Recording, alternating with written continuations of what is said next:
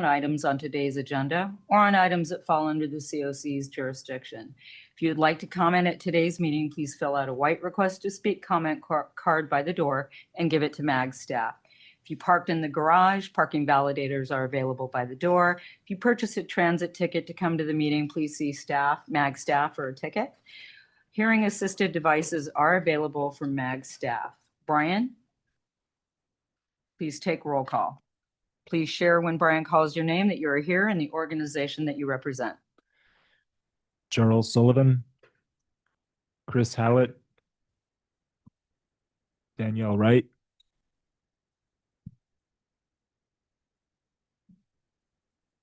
I see you, Danielle. I'm going to come back to you in a minute. Emma Garcia, Gabriel Jaramillo, Here.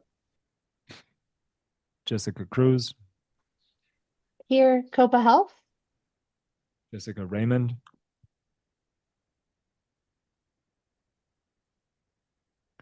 sorry, Caitlin Dean, Here, Maricopa County. Cricket Witherington, Here. Letitia Brown Gambino, Present. Liz DaCosta, Here with access. Matthew Kelly, Here, Mercy Care. Michael Hughes, Nathan Smith, Here with gas. Rachel Milne, Sienna Valdez, Tim Birch, Here, City of Tempe.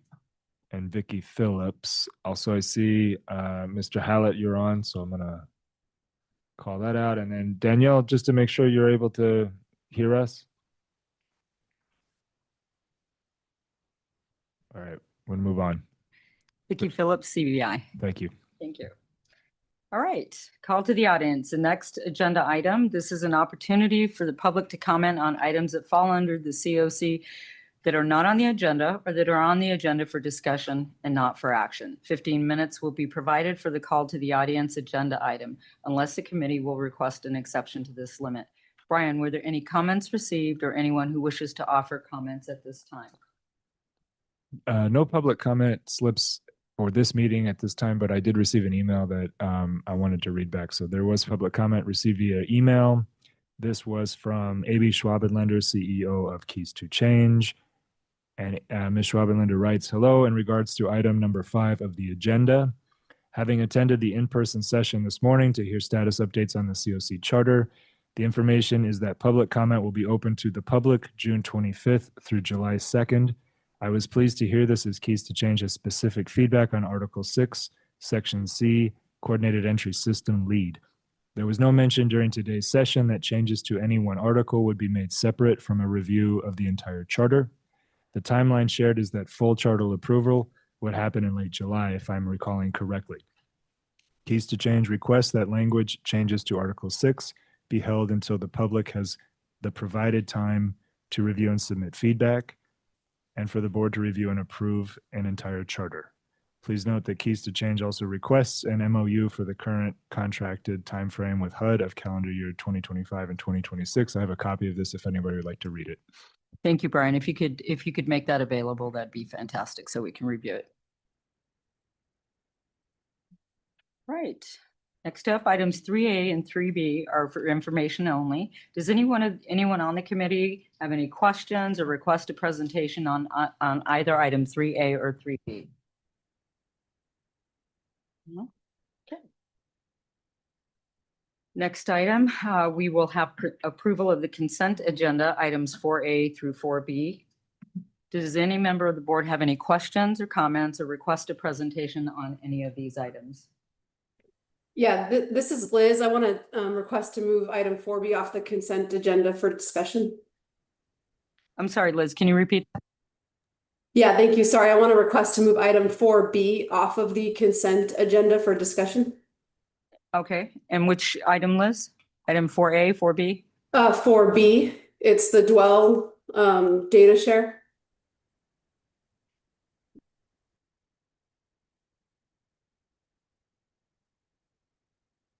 And you'd like that removed, Liz? Is that what I'm hearing you say? Or you just want to have discussion on it?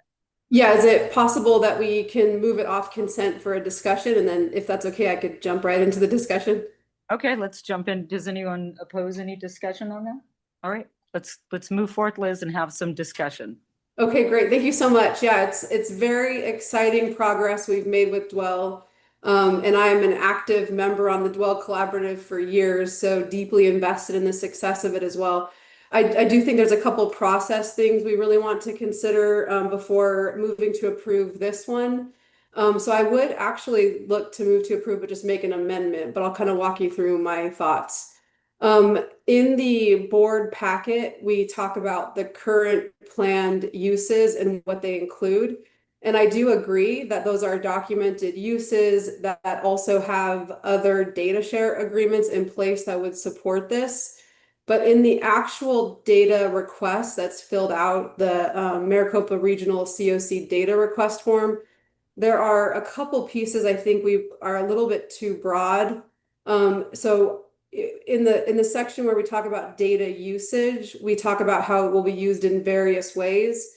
And then we again repeat what was in the board agenda, but then there's a last bullet that additional uses as approved by the governance collaborative and aligned with Dwell and HMIS privacy practices. So I just suggest that right now we remove any kind of vague statements about additional uses until we make sure that the Maricopa COC Dwell AZ membership procedure that we approved a couple board meetings ago is fully implemented. I think through that, it will give us the protections and oversight that we're looking for when we're just going to allow for the Dwell Collaborative to share the COC HMIS data without each specific request coming to the collaborative and then also to the board. I know that was a lot, so I'm prepared to make a motion if that's something that we're able to do where we modify what's in the consent, but also want to hear if anyone else has any thoughts or feedback.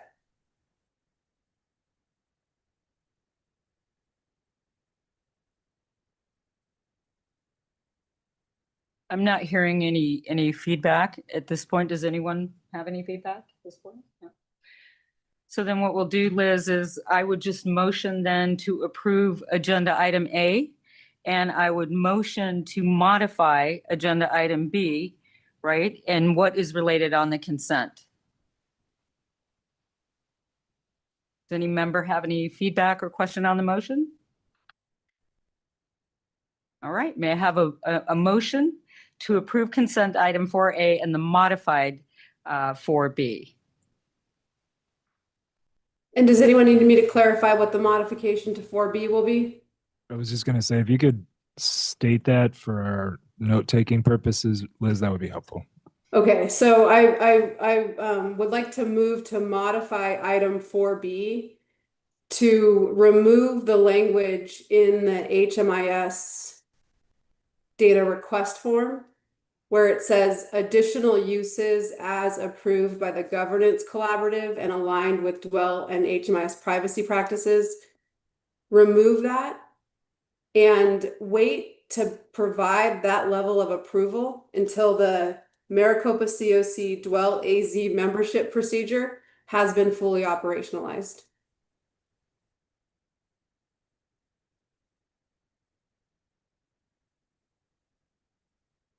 I'm going to read that back to you. So move to modify item 4B to remove the language in the HMIS data request form about additional uses as approved by the data collaborative.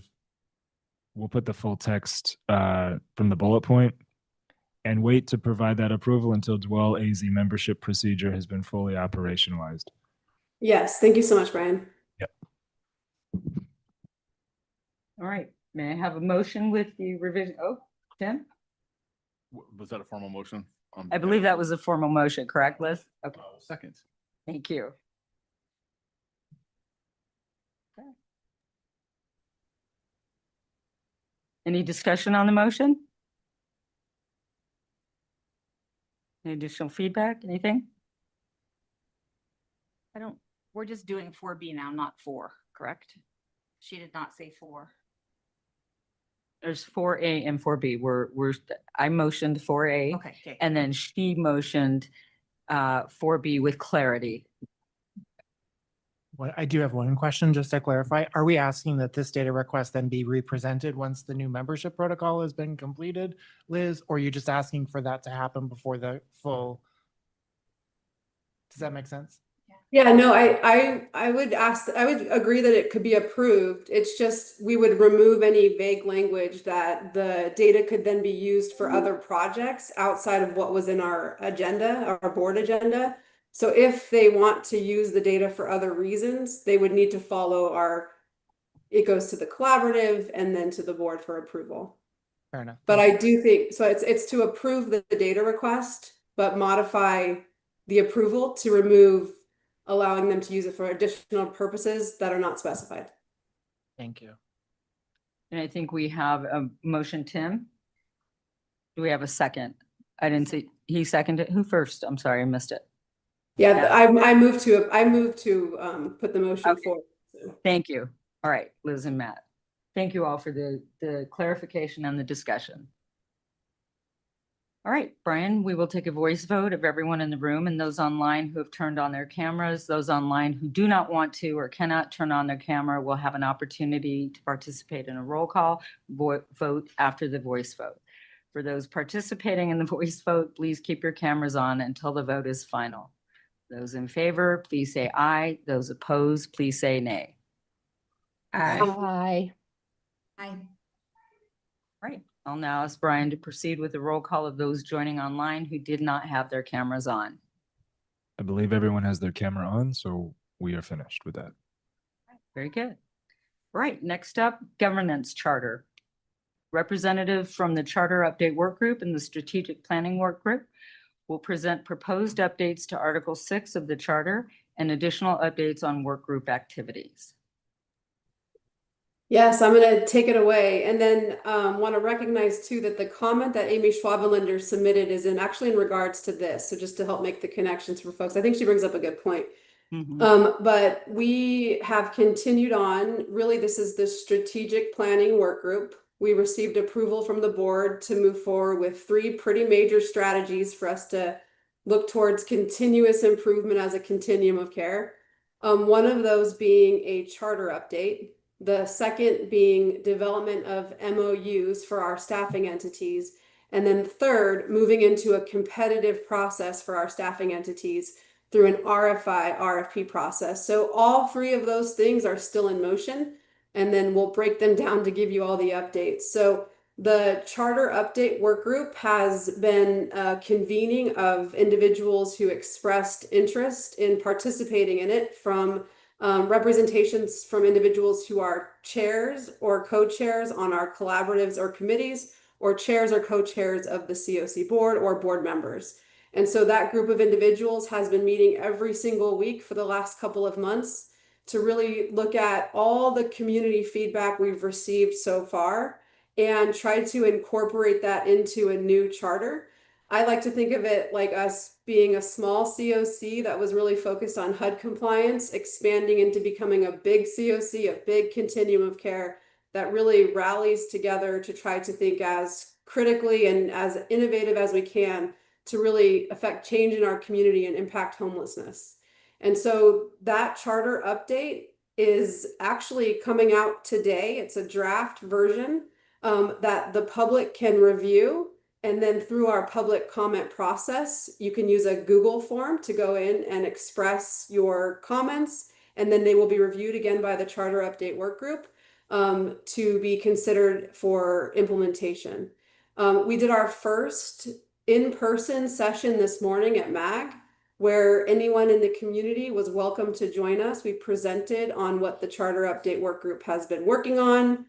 There's a really nice crosswalk that I think is very helpful for folks that shows you how the charter exists today and then crosswalks you to the changes we've made. So it can help kind of folks ingest all of the changes and information as we move forward to try to make a decision. We are going to hold another public comment session on Wednesday, and that one will actually be virtual. And so the time for that is going to be 1 to 2 p.m. We think it's really important for board members who are going to be voting on this charter to attend these sessions if you have time. So again, Wednesday, 1 to 2 p.m., it's a virtual session. Also, we want you all to think about the what will it take for you to get to a place where you feel comfortable and confident with putting your vote forward when this comes for full vote. And so if you need additional sessions with anyone from the Charter Update Work Group, we just ask you to please let us know. But also please attend the session on Wednesday if you can, because that should help you have the opportunity to ask questions. What we wanted, we one of the main things that came out from all of our community sessions was how much we value a competitive process for our staffing entities, and really to try to make sure that we are practicing innovation, that we're looking out across the landscape to figure out like which organization can come to the table and provide the greatest solutions for us to try to help address homelessness. And in order to implement a competitive process, we wanted to make sure that we built out that language in our charter so that it's documented what the COC expects and the responsibility we will have with ensuring a competitive process. So that was put forward for you all today in your packet for us to actually vote on. We have our total complete charter, but we've just pulled out Article 6 so that we could try to have a conversation around the language in there as a board, and then actually move towards approving the language that's in there so that we can then get to work on implementing the competitive process. Remember, the 3 strategies we all voted on: charter, MOU, RFI, RFP. By voting on Article 6, it sets the framework for us to continue on with the strategy for developing the RFI, RFP, and work in partnership with a consultant to actually develop it and then get it out. So I don't know if it's possible for Mag to maybe share it on the screen as I go through it. Sorry for not discussing this with you prior, but it is in your board packet too. But really want to go over just the highlights of it. So I think I'll pause actually real quick too to see if anyone has any questions on anything so far while I get over to it. So anyone have any questions so far? I just have a comment, Liz. I just want to thank everyone for the work. I had the opportunity to look at the crosswalk that was done, to look at the red line and the clean version, which was fantastic because it really allows everyone to kind of map out the components that were changed. So really just wanted to call out the good work that everyone did on that, in really offering that clarity to people who weren't part of the actual work group, but you could easily follow what was done. So just wanted to recognize that. And the other thing I would just want to reiterate is I appreciate that there is going to be the public comment or the public group on Wednesday from 1 to 2, and encourage that participation. But Liz, I did have a question for you. You said that if any board member wanted to reach out individually, who should they reach out to? Just ask that clarifying question to you. Who would you like those members to be that we can all reach out to if there's some additional questions that we'd like answered? Or Yeah, you can reach out to me directly. Just so folks know, we had Matt Kelly, Nathan Smith are also board members who invested a lot of work in the Charter Update Work Group. And then we had chairs and co-chairs from our collaboratives. That's what I'm most excited about. So folks like, Nikki and Richard Southey. And so, but please feel free to reach out to me because we can help connect you to anyone on the team to help answer any questions. thank you, Liz. Thank you, Vicki. Mhm. And then I went ahead and just pulled up Article 6 so folks can kind of walk through it with me. But really what we wanted to do, first of all, was really clarify, well, what is a staffing entity? And staffing entities are organizations that the board can work in partnership with to execute the requirements of the COC. So in Article 6, we define what staffing entities are. First, starting with our collaborative applicant. And then Article 6 provides a brief summary of some of the expectations we have for our collaborative applicant. And then further details are developed in our MOUs. And there's some more language around that I'll show you. But another staffing entity is our HMIS lead. So just to give folks context, Maricopa Association of Governments, MAG, currently serves as the collaborative applicant for the Maricopa COC. And then we have our homeless management information system lead, and Solari currently serves as the HMIS lead. Again, we just give a couple bullet points about roles and responsibilities for them, but then reference how further details are in an MOU. And then the last one is our coordinated entry system lead. And currently Keys to Change sits in this seat for the singles, and then UMOM is the coordinated entry lead for families. So those are the three staffing entities the COC hires and uses to assist us with executing our responsibilities as a COC. If you recall our three strategies, right? Charter, MOU, RFI, RFP. I'm going to sound like a broken record, but just helping folks remain with an understanding of what we originally voted upon. We know that it's important that we have execution of MOUs with each of these staffing entities, and that we go into more detail about roles and responsibilities for each of our staffing entities. And so those are currently being developed. And you can see here, draft MOUs will be provided to the board prior to execution before the board chairs and staffing entities. So essentially, once we get the MOUs fully complete, we then need to talk to the staffing entities that are currently in those roles about them signing the MOUs. There may be some negotiation that needs to take place, but then once we get to a final draft, before anyone signs, it will come back to the board for vote. And then this is very important, we think, for how we plan on implementing change across the continuum of care, but really the board and the committees taking a leadership role in ensuring that these staffing entities are meeting the requirements, roles, and responsibilities that we've set forth for them. So this section clarifies that the board provides the oversight of the designated staffing entities and that we do this in partnership with our committees. And then this is the really important part, but we needed to make sure that we documented what do we mean when we talk about staffing entities and what are they going to do for us. But really this whole article is about documenting our competitive process, that we believe in a competitive process, that organizations should practice innovation, bring forward the best possible solutions that they can to help end homelessness, and then be responsible for submitting proposals to make sure that we are looking at competitive practices to hire the best possible agency to drive the work forward. So this discusses the competitive process and then clarifies the timeline. So this is really important. We would recompete the staffing entity role every 4 years unless we opt to waive that requirement, which in case we would recompete within 6 years. The board would reserve the right to open an RFP process prior to the 4-year mark in case of severe and persistent performance problems. We then went into detail about who's eligible to apply to serve as any of the staffing entity roles.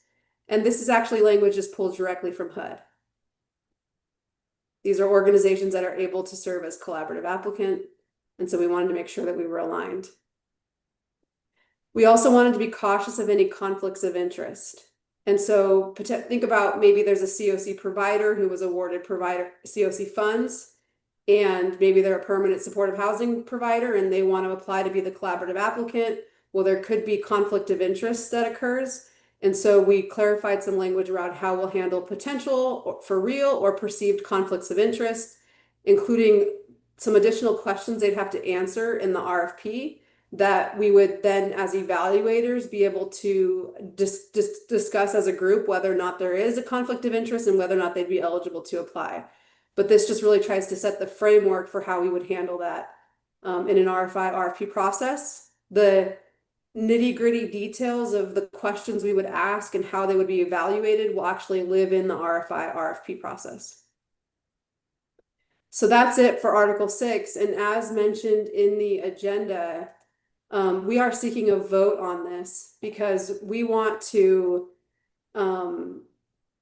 be able to move forward with starting to develop the RFI. And in order to do that, we really need to be able to know, well, who would be eligible to apply and what kind of language do we need to place in there around conflict of interest and, what is a staffing entity? So in order to really get to work on starting to write that RFI, we wanted to bring Article 6 forward for board approval to get that work going. And I just want to, again, highlight Amy's comment that this then would not be included in our current public comment process that we're initiating right now, this section would not have a space where we are receiving public comment. And I think that's it. Answer questions. Thank you, Liz, for kind of just breaking down the three elements of the charter update, the MOU process, as well as the RFI. I can see that we've incorporated elements into this that we historically had not, and appreciate a lot of the good work that was done around this. I just have a couple things I want to ask, just for clarification's sake. Are all three then, or I'm sorry, will all MOUs be done at the same time? Will that process always be standardly the same time that we'll be reviewing and? That's a great question, Vicky. We did build into the larger charter the timeframes in which the charter is reviewed, and then when you review the charter, you would review like associated documents. Okay. But that language you'll see in the larger charter that is actually out today. Okay. Okay, and then let's see, I think, was there anything else? I think the only other comment, Liz, I had is, I know you outlined some of the specific responsibilities, but those are not exhaustive, right? Those will actually, that's just a kind of a synopsis and a bullet point, but I also saw that you said it's not limited to these, so there is always that room and that ability. Okay, and will that be mapped out in the specific MOUs or to more detail? Yes. Yeah, that's exactly it. And then we wanted to be cautious of how deeply we map it out in the charter, because we do think that that can change over time. The MOUs that we enter into with the current staffing entities, when we do a request for proposal and ask for organizations to bring forward innovative solutions, that might result in MOUs needing to change. And so that we'll have that flexibility through the MOU process. With just the framework that exists in the charter. And remember, we've got the three things we're working on. So charter update, we're almost done. We're in the public comment phase right now. We hope to have it to the board for final vote in July. And then the next strategy was MOU development. And so Mike Hughes and Charles Sullivan are leading those efforts with us in partnership with our consultant. And we should have drafts here in the next couple weeks for us to then present to the staffing entities. Those will go into much greater detail about the COC's expectation for what these staffing entities will do for the continuum of care and what the board is responsible for to those staffing entities. Thank you, Liz. I'd like to open it up for comments from the group. This is a lofty effort here, and I just wanted to have others have an opportunity to weigh in. And then I had a question, Liz, that I'd like to ask at the end. I'd just like to make a comment. This is Michael Hughes. I would just like the fellow committee board members to know the amount of work that's gone into this has been exceptional. And it's been from my point of view, a very positive process. And it's been very, very thorough. And I think you would be very proud of where we are today in the sense of moving forward. So I just want you to know that we are really being thorough. The committee members have been very committed, conscientious, and have worked really hard in getting us to where we are today.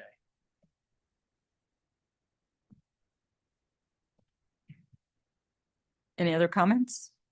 I just have one question, Liz. In the event, so just a couple things. In the event that this were not to pass today, how would that impact the work that's being done and the next steps? It would just delay the timeline. Okay. So we would not begin the RFI, RFP work in mid-July like we plan on. We'd have to check in with our consultant too, who's going to be supporting the efforts to see if it impacts contracting, but it would delay our start. And that's my question. So if that delay were to occur, could that have a financial impact in terms of the time and the effort that's being spent by the consultant who's doing the work? What would the... I can't answer that completely. I'm not sure. I would leave with saying it would be unknown if there'd be a cost associated with it.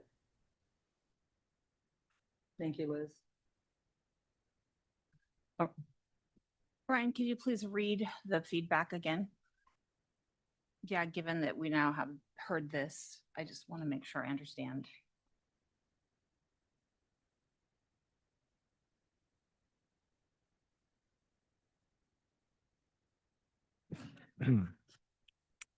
Okay. Hello, in regards to item number 5 of the agenda, having attended the in-person session this morning to hear status updates on the COC charter, the information is that public comment will be open to the public June 25 through July 2. I was pleased to hear this as keys to change a specific feedback on Article 6, Section C, Coordinated Entry System Lead. There was no mention during today's session that changes to any one article would be made separate from a review of the entire charter. The timeline shared is that full charter approval would happen late in July, if I'm recalling correctly. Keys to change requests that language changes to Article 6 be held until the public has the provided time to review and submit feedback, and for the board to review and approve an entire charter.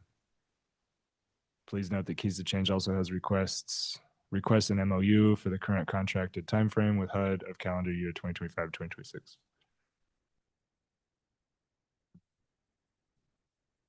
Thank you. So can we get, Liz, with that in mind, how, just with that particular feedback offered and comment in mind, how does that impact what we're attempting to do today? Or can you delineate how that is different, or how it would impact what we're doing and what we're voting on today? Yeah, I think, it impacts the timeline, right? And our ability to get to work. And so now we need to weigh, this comment that we've received and our timeline. I think my only thought, and I'm always just very transparent, is the feedback came from an existing staffing entity. And we did not have any other representation during the in-person session this morning, where there are others from the public who have expressed any type of concern. So just using that to try to weigh the decision here. I don't know how much, I think it's a board decision, right? Like how much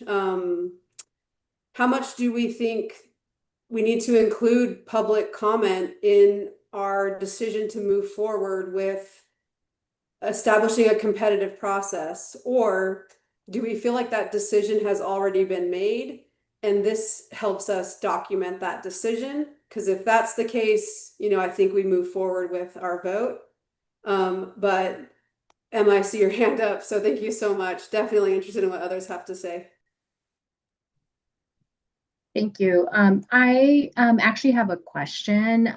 So the part of the comment states that they have a MOU with HUD for the 25-26 timeline. So I wonder if you can elaborate on the MOU would be specific to the COC board, right? And are there any implications for MOUs that are existing in place for services that they're rendering in agreement with the services that they're providing for the COC?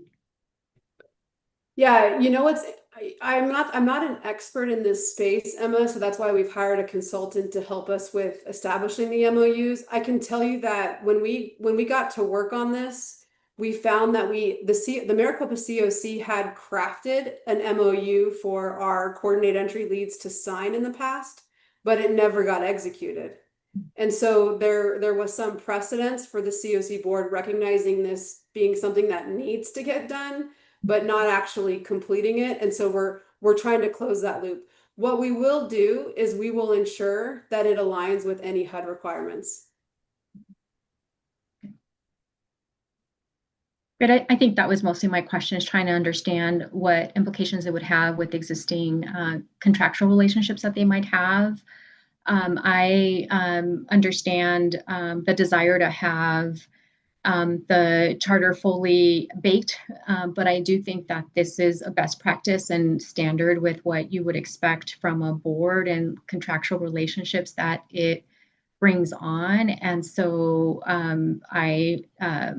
I feel like what has been outlined is a best practice and alignment with what you would expect to see. And so I don't I don't believe that any additional changes to the charter will have any implications for this section. Thank you. And I don't know if Mag can actually weigh in here too, because yeah, I think you bring up a really good point. Like our staffing entities have their agreements with Mag for serving as the coordinate entry lead, and nothing changes with that. And Mag, I'll have you chime in here too. What we have recognized there's a need for is a memorandum of understanding between the Continuum of Care board and the staffing entity. So more of a documented expectation on how our relationship is going to work. But I don't know, Mag, if you can jump in at all about your existing contract with them as the coordinate entry lead, and if you think there'd be any concerns that you want to highlight for us to review. I don't think so, not as far as we're concerned. We have a MOU currently. It's, I think, dated 2019 and has not been updated. It's been updated but not signed since then, as you mentioned, Liz. I think the only thing is to make sure that there's no conflict between our standing MOU and a new MOU that might be forthcoming. I think you could put in language that would have the board MOU supersede and then eventually nullify the MAG MOU, which is, I think, probably what you would want to do. But yeah, we could certainly review it. I don't foresee any issues. And then the other thing I would just mention is that this was posted for a week on the website. So there was an opportunity in that respect for public comment. Any other discussion on this? For the comment? Sure. Go ahead. Go ahead, Matt. So I think, Liz, I think the thing is, I think I hear the public comment perspective on this, and I think I kind of half agree with it. And I also am looking at, like, can we have our cake and eat it too in this moment? So can we do the public comment period, start this RFP process and modify whatever RFP? I mean, and you tell me, like, are we anticipating that an RFP would be built out inside of 30 days? Or can we accept the public comment, take that all in, and then still move forward with that? So, like, instead of saying no to everything, can we say, hey, the vote here today is maybe a little bit modified in the sense that we're proceeding with, this is our framework for proceeding with an RFP, and we're going to leave this open for public comment. I don't know what your thoughts are on that, or if there was a major hesitation on that. I just thought I'd put it out there. I'm torn on this one, so I could go either way, honestly. And that sounds good to me, Matt. I like having cake and eating it too. Okay. So just to be clear, Cricket, go ahead. You were going to say something. I was gonna just make sure that I understood it. So it's like we pass this today and then we do public comment, and it could still be, we could still receive comment on it and we could make tweaks to it, but it would be enacted today as the framework, which just backs up the vote we took in whatever month it was when we said we will do a competitive process, right? Like that this ratifies that. And then there's time to tweak this, have conversations about this in light of the question that you asked Liz too, about, like, what does the rollout look like? I know, Liz, I'm probably opening a can of worms right now, but one of the conversations we've had a lot is around what's this document say, and then what's the process and the policies and how it's enacted. What'd you call it? Some kind of plan, an action, like how do we do it? Like this, the how, the procedures, there we go. So that part still has yet to be determined as well. So this is not saying the how, but the what. Yeah, I think for me, because I'm tasked with leading the efforts for RFI, RFP. And if we don't vote to approve this today, because we want to ensure that this portion is also included for public comment, which I agree there is a case there, I would delay the RFI, RFP work. I think it's important, if we don't have anything in our charter documented about a competitive process or how we plan on going about a competitive process, I would not begin that work until it's clearly documented. So we have that framework to be able to go back to should there ever be an issue or concern that arises. Plus, you never know what might come in that might end up changing it. So yeah, so I think the key thing is that I agree with Matt that there's a case to be made for holding on this and including it in the public comment process. Then we would not bring this back to the board for vote until July. And then we would not begin our RFI, RFP work until after that. And there's a case to be made there, but we'll be interested in hearing others' thoughts. I want to make sure I'm understanding this, but I'm also hearing Cricket say that if we vote for this, we can still tweak it moving forward. Well, we can move forward with the process and not delay. Is that correct? I think it should be part of the entire document should be publicly reviewed. That should not be a question. Okay. But we need to have this done. We have contracts and things in place. This just backs up what we already said we were going to be doing. And then when the whole document is reviewed, we will take public comment on that. And then when we have our conversations, those public comments will be considered. Right. That's what I'm Right, okay. understanding. So then the motion, gonna move forward on the motion, just so I'm clear on this. Please make the motion. I have it written down, but you make the motion and I don't know. to vote to move forward with the framework of Article 6 for the RFP, but also leave open for public comment and opportunity to weigh in. I move that. May I please have may I please have a second? Cricket, thank you for motioning that. May I please have a second? This is Danielle. I'll second. All right. Thank you, Danielle. Thank you very much. I appreciate it. I appreciate the lively discussion. That's, this is a lofty, as I said, this is a lofty effort. We should be definitely weighing in on that with a lot of good discussion around the impacts, and appreciate the conversation. Is there any other discussion before I move to have Brian take a voice vote? All right. We'll take a voice vote of everyone in the room and those online who have turned on their cameras. Those online who do not want to or cannot turn their camera on will have an opportunity to participate in a roll call vote after the voice vote. For those participating in the voice vote, please keep your cameras on until the vote is final. Those in favor, please say aye. Aye. Aye. Those opposed, please say nay. All right. I will now have Brian proceed with roll call for those joining online who did not have their cameras on. I think again, everybody had their camera on, so we should be okay. Very good. The motion passes. Thank you very much. Right.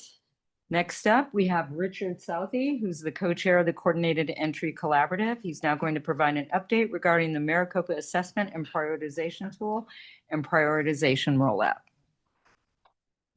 Thank you for joining us. Thanks for having me. Hi, everybody again. So last month, I had presented to you all on the new assessment tool, the Maricopa County Assessment and Prioritization Tool, and the prioritization schema that we were wanting to begin piloting now that we had finished piloting the assessment tool. We got some feedback after that meeting from some of the board members, and then also at our coordinated entry meeting that came after that, we had some agencies from the community that came in and provided some feedback to us, to include some rapid rehousing providers and the lead agency for single adult coordinated entry. And just generally the feedback that we got was that while there was some comfort in transitioning off of the VI SPIT app for assessment and onto the Maricopa County Assessment and Prioritization Tool, there was some discomfort in transitioning for the prioritization portion of it, primarily just that the timeline we were on was a little bit too quick, and there didn't feel that there was enough time to prepare for all the things that needed to happen in order for us to shift over to the prioritization. So really, this is just sort of an update for everyone to be made aware that we are still intending next week to sunset the VI SPIT app for the purpose of assessment. After July 1, new clients will no longer get the VI SPIT app as an ongoing assessment tool, but we'll continue using the VI SPIT app scores that currently exist for the purpose of prioritization while we sort out how to actually transition to the prioritization on the MAP tool.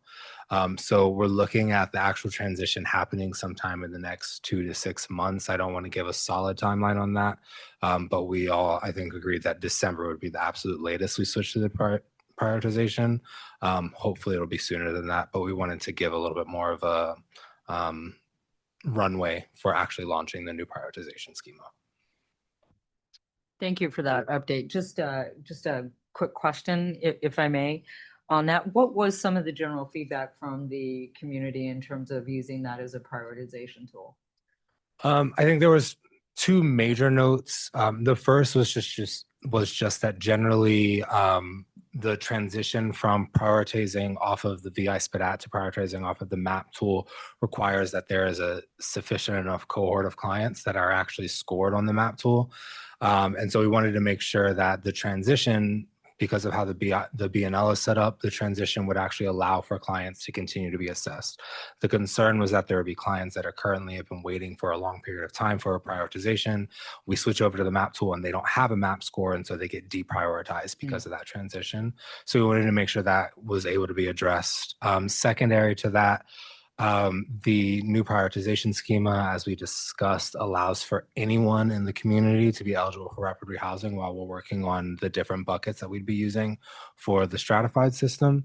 And so there were some concerns about the broader impact that that might have on the community. And so just wanted to make sure that we have a full understanding of the scope and I guess risk associated with that and how we're going to ensure that we're minimizing that risk.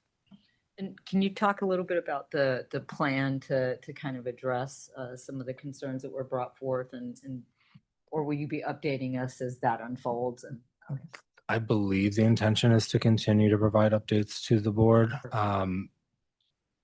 Preliminarily, I think that we need to be having conversations with the HMIS lead, and we're continuing to have those conversations about how we're actually going to go about transitioning over to the MAP tool for the BNL and prioritization, or at least how we go about ensuring that enough people have scores. The good thing about the MAP tool, at least for singles, is that there is some relationship with the VI score, and only 4 of the questions come from qualitative data points. The rest is all things that are embedded in HMIS already. Okay. So in theory, everyone already has a MAP score. It's just that they're missing a couple of questions. So the actual transition to the MAP tool, we just need to figure out what makes the most sense that limits the negative impact it would have on clients. As far as the second portion of it, really understanding the impact it has on providers, I think our approach right now is really just collecting more information. I know that we had gotten guidance from the board that we are going to have a rapid rehousing work group, and so working on actually bringing that work group together and getting feedback from them, and also really understanding where there are issues that can actually be addressed and where are things that are just sort of the reality of the system we exist in, and figure out how to walk that line as well. So we'll have more updates for you hopefully in the next month or 2. Thank you very much. I appreciate that. Any additional comments or feedback? I have a hand up, but yeah, thank you so much, Richard. Super helpful. I figured that we would see kind of a final decision once the coordinated entry work group decides to update the policy. So like once you're done thinking through all of this and actually making decisions, would you then update your coordinated entry policies and then send it to the board for approval? Yes, I think that was the plan initially, and now that we've just extended the what did I call it earlier? The Pilot, maybe. Now that we've extended the runway, that's still the intention, and so we'll have a more final form for you once we've sorted these things out and updated our policies. Okay, great, thank you. And then my last question is, do we know, did that rapid rehousing ad hoc work group get started? This is Brian from MAG. We have not started it yet. I think part of what we're trying to figure out is we wanted to discuss it with you all about where that would live.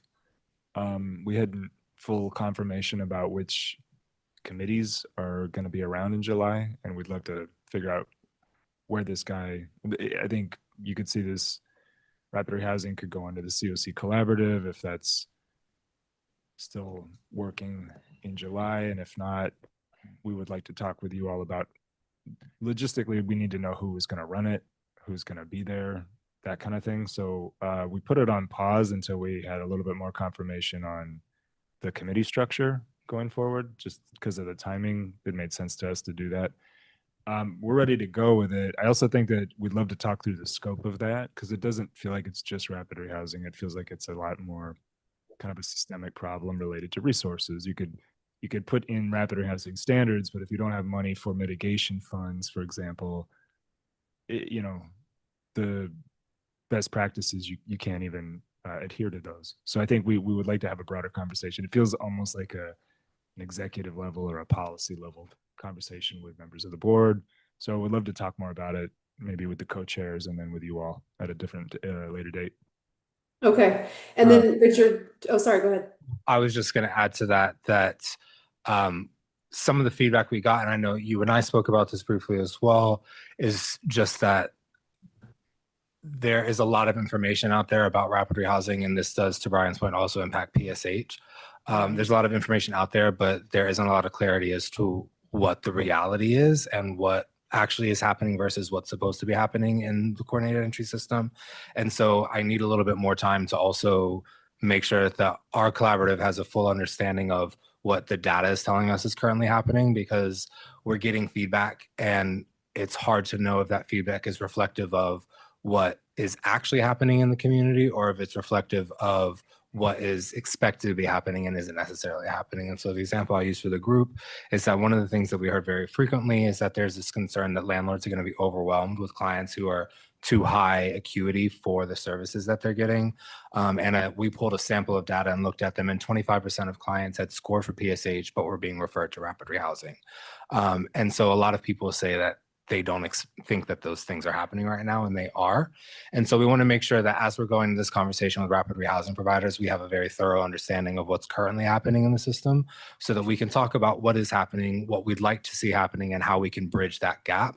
Because as much as it's a very valid concern, I also don't want us to be stuck in this place where we're sort of spinning our wheels to resolve a problem that can't be resolved until we have more information. So I think it's helpful to wait a little to put the work group together so that we can make sure that we're coming to the work group as informed as possible as well. Okay, perfect. That was my question to you was, do you need the work group to start now or later? So sounds like you just answered it. So we'll plan on maybe like August, September, once the charter is all complete. So that works. That sounds good to me. Thank you so much. Thank you. Any other comments? Thank you so much for your time today. I appreciate that. Oh, Sorry, I'm sorry. Sorry. I mean, like, I hear this like time thing, but like, I think like we're like everything you just said, and I agree with almost everything you just said, but I think it's like this ginormous task that we're taking on. Like, and I think to Liz's point, we might be able to wait until August or September, but like, what are we doing between now and then to like get to that point? Because I think that there's a lot of information we need to be gathering from our rapid providers, from our PSH providers in a way that actually allows that conversation to start in September. So I think we need to be thoughtful, like what are the questions we're asking them now so that we can compile all that information in a way that allows that group to actually be effective in September. I don't know if you agree with that or disagree with that, but I feel like there's pre-work that can be done here that I think we should put on someplace. I don't know if that makes sense. Can I make a quick comment? This is Brian from Ag. One of the things that I was planning to write into the public comment for the charter is just that I see a need for some group that works on policy questions, higher level policy questions, and this is one of those. And I think that's not to say that that should be a standing committee at all, but I would like to know where those questions get answered because they come up all the time. And this is just one example. And I think to talk about a rapid rehousing work group without talking about funding for flexible funding for mitigation and things like that is, you know, so it's not just rapid housing providers, it's funders and all that. So I think to your point, we can start that conversation immediately. All I need is someone to talk to about it and to give me ideas on how to move forward. I think we internally are trying to adjust our staffing to the new committee structure still. So that's what I've got planned for the next month. But if anybody else wants to get this conversation kicked off, we'll have somebody dedicated to it. I think it's important that, and I've thought this for a while, so if anybody doesn't like it, I'm really sorry. I like to be liked. The scope of the coordinated entry,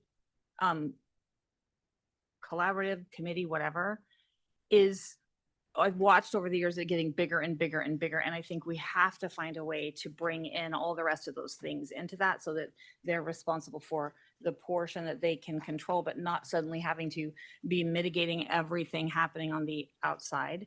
And so I don't know what that looks like, but if it's something that the collaborative could start while we're pending the changes, even if it's just to have a conversation. I know they used to be able to just say, hey, we want some people who are interested in talking, you know, getting together some questions. But I think this is a funder situation, just as much as it is anybody in the system and people that we're not regularly interfacing with.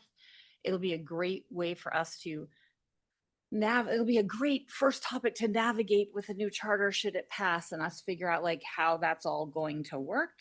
But in the meantime, we should be gathering. So, and I am the last one to say that because I've got zero time to help. Sorry. Thank you, Cricket. Liz? Yeah, I think one cool thing about the charter, really cool, is the strategic committees. So rather, and you guys will see it come out in the charter draft, but rather than having these set committees, we reduce them. And so that as a board, as a continuum, we can decide we need to have a specific strategic committee that just focuses on this one goal. And we set them out to go achieve this goal. And it's time limited. Once it's done, they dismantle and we go about with our regular standing committee. So as you review it, that was the vision for that. So Brian, you know, kind of what you mentioned, you know, this could be assigned over to the strategic committee.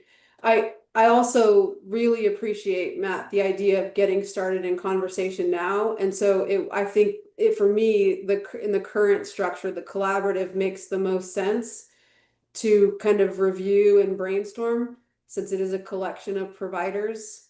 So I'm not sure if we'd want to ask them to, you know, consider at least understanding what questions we would ask, like who should be included in the group, so that we're setting up the structure for once the new charter is updated. Hey, Nathan Smith, Cass. Just to clarify, we're talking about the COC collaborative or the coordinated entry collaborative? I'm talking about the COC collaborative. Okay, thought so. I just wanted to clarify. And so then the idea would be potentially gathering the COC collaborative, gathering people to listen to and give feedback on the topics that Richard was just presenting on. Yeah, I think you'd probably have to meet between the two co-chairs, you know, but it's like all the concerns that have been brought forward, you know, can the COC collaborative help understand what questions does this work group need to work through? Who should be included, so that we're at least like setting up, you know, the problem statement in preparation for determining who we assign it to. Game. COC collaborative is game.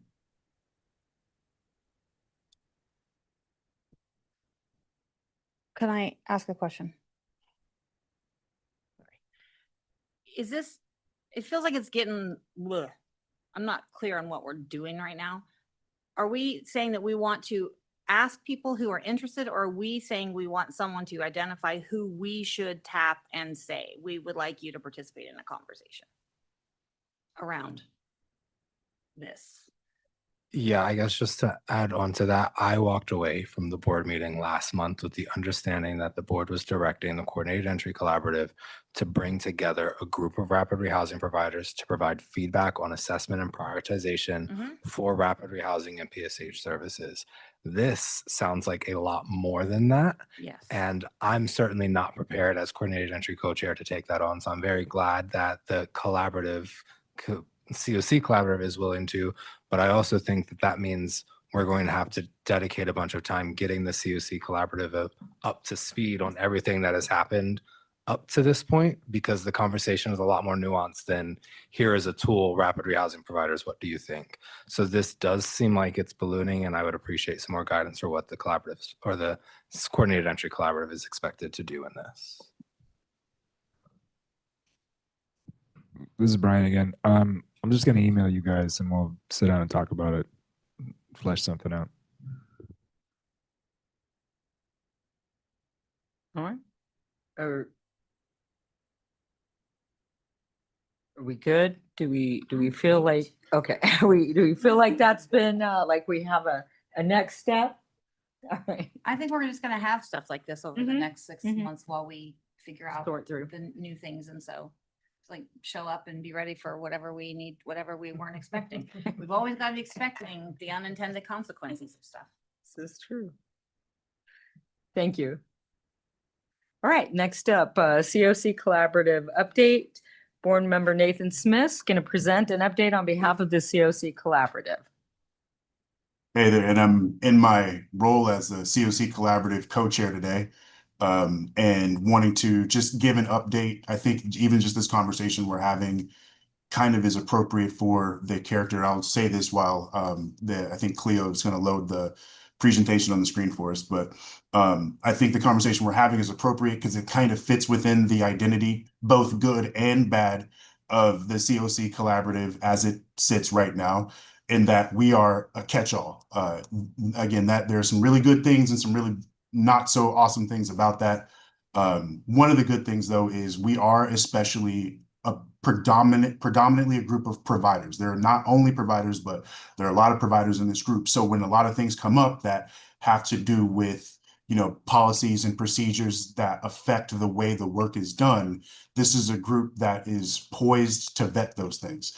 So I'll talk today a bit about what the collaborative has been up to and what we've got on deck. If you go to the next slide. All right, so overall, the collaborative focuses on two big buckets of things. We have some core responsibilities that are ongoing year after year after year, which we'll look at in some detail today. And then we have progress towards strategic plan goals. And what we mean by that is the board set out a strategic plan. In that strategic plan, they laid out quite a few goals. A really good number of goals that were in the strategic plan came to the COC Collaborative. And honestly, I will say, and if you've heard me say this before, I feel like a broken record, but an overwhelming and impossible number of strategic plan goals came to the Continuum of Care Collaborative. So we got selective as to which ones we would focus on. So we're balancing and regularly balancing the core annual responsibilities that we have with the strategic plan goals that we feel best equipped to take on. All right, so our core responsibilities are the ones that are up on the screen. I will dig into them as we go. So let's click again. So one of the first ones that we really, or not, I shouldn't say the first ones chronologically, but one of the important ones that we focused on was updating the program monitoring policies and procedures. So again, with a collection of providers in the room, one of the things that often gets said is, great that we have all this data, great that we're monitoring from the compliance side, which historically had been what the monitoring that MAG does on COC funded providers was about. But what about our performance? Who's paying close attention to that? Oftentimes we would hear homelessness trends reports, system performance reports, PIT count reports, and get all this data and constantly ask the question of what affected the change in the data, whether good or bad, and would not really necessarily have a lot of answers to that. So what we thought to do was to start to incorporate performance monitoring within the already existing compliance monitoring that was there in the policies and procedures. So we updated that. That's one of our core responsibilities, is to look at program monitoring policies and procedures annually.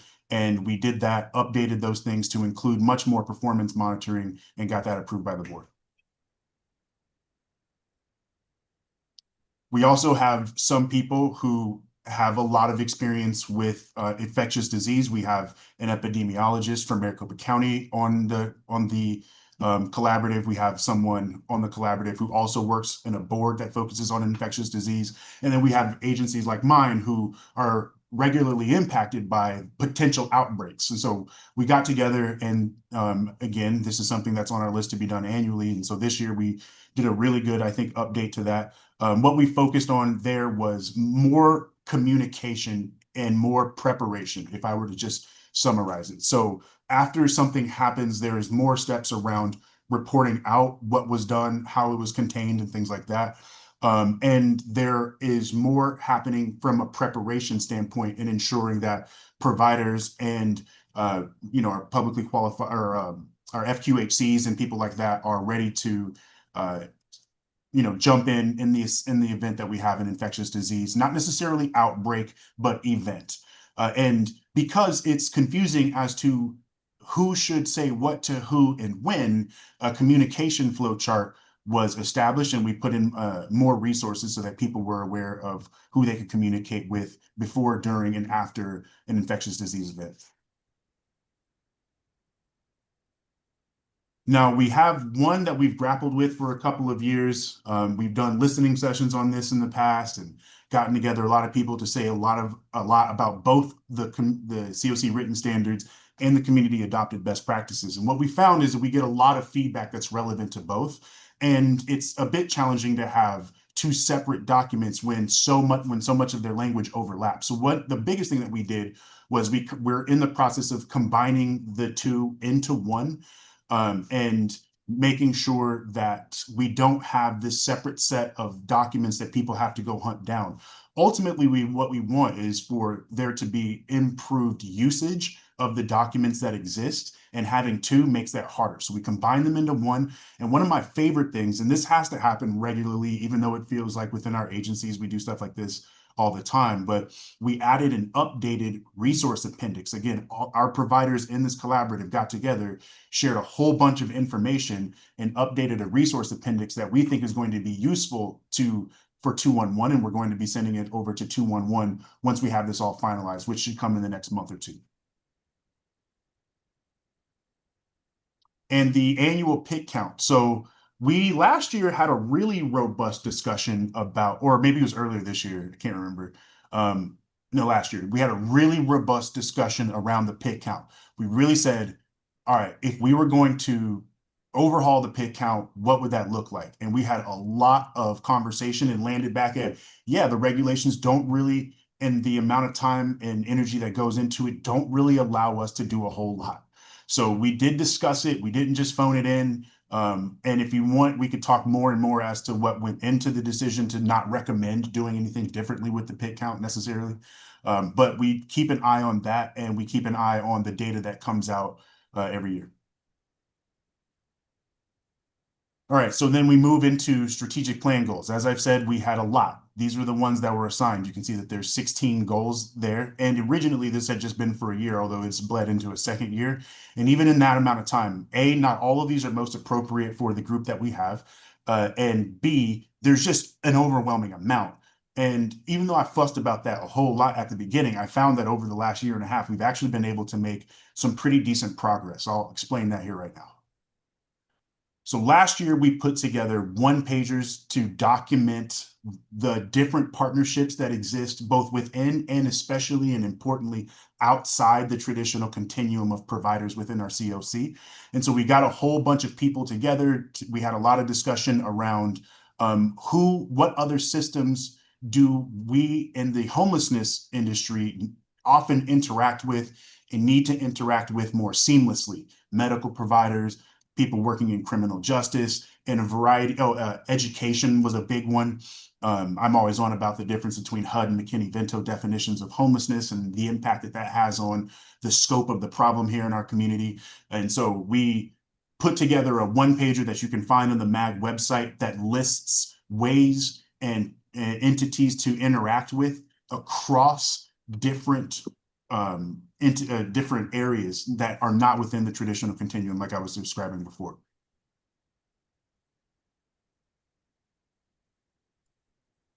So then we have this one that really is a lot of things to say. We need to have greater connectivity and accessibility within our continuum of care amongst the different providers. So all of these things really came together into, for sure, the provider community handbook, but also just having different groups come and share with the providers that we have to give us a better understanding of gaps within homeless education system. So we have AZ Ed, who's come to our meetings several times and helped us understand and improve our connections in that space. We've had other provider groups within and outside the collaborative share what they're working on and how their resources can be leveraged. So that there's, again, just greater connectivity between the different providers that show up to this group. But also, we are updating the provider handbook. And again, in updating the provider handbook, a big thing that we're doing is adding a whole bunch of resources and also making sure that people understand from a best practice standpoint how they should best operate, and again, what resources they should take advantage of.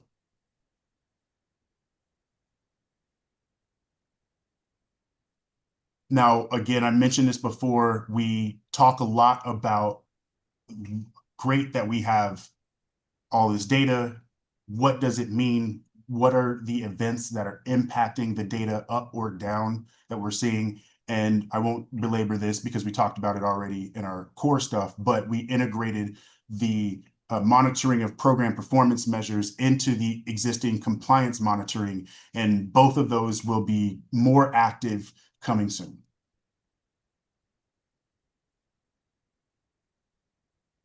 We started a decreasing length of stay in shelters work group. The collaborative took all of these things, voted, and said, what do we want to focus on? And this was one of them. We've had recently a presentation on this and are looking to sharing our findings with the board.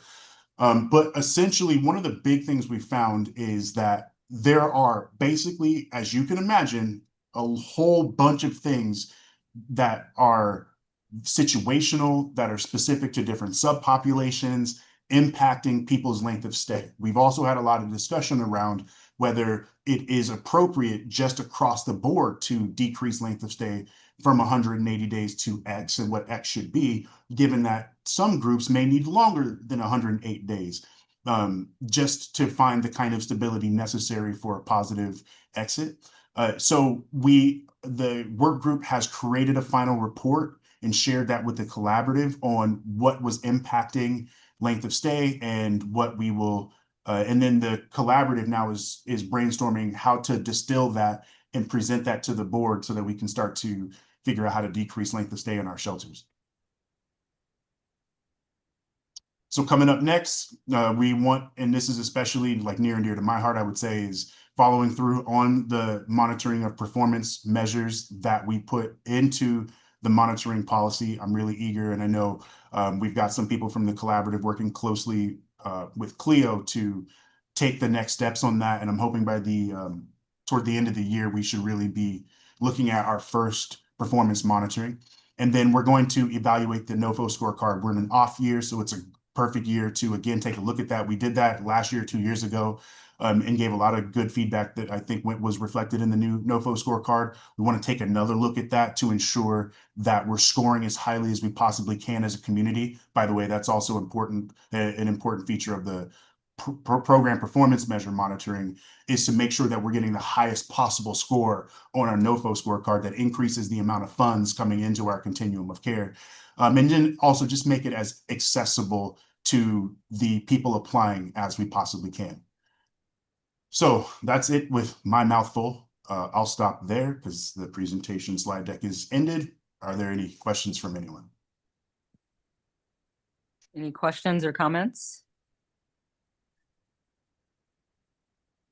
Great job, Nathan. Yeah, it's a lot. As you mentioned, it was definitely, there were quite a few objectives as part of that plan, but it seems like you've done a lot of good work. You and the collaborative done a lot of good work around tackling the numerous objectives that you were handed. Thank you. We're trying to be productive. All right. No further comments. We will then, Cricket, did you? No? Okay, we'll move on to the next agenda item. Right, next up, we have a legislative update. We have a representative from the Arizona Housing Coalition who's going to give an update to the board. Well, hello, everybody. Nice to be here. I feel like I am in a never-ending game of the Hunger Games. So for those of you that don't know where we sit is the Senate sine died last week, having passed their budget without the House approving it. So what we have going on right now at the ledge seems to be a bit of a civil war. Over the weekend, things calmed down a little bit. Insofar as the House has announced they want to put forward a continuation budget. And the Senate President Peterson said that he was amenable to that, although the governor said that she would veto it. So what does this have to do with all of us? Well, a few things. One is, and I want to thank those of you who have participated as stakeholders in guiding our work in this, including Nate. But the continuation of ADO, there are two versions of that bill, one in the House, which has very detrimental language as it relates to drug-free homeless zones. The one in the Senate, there was an amendment that was made that really watered down what those requirements are. I still don't love the language either about the drug-free homeless zones because now it's just requiring signage. But it's far more doable than what it was in the House bill. So we got that passed in the Senate. So that's now at the House. The House has not listened to their version of the bill.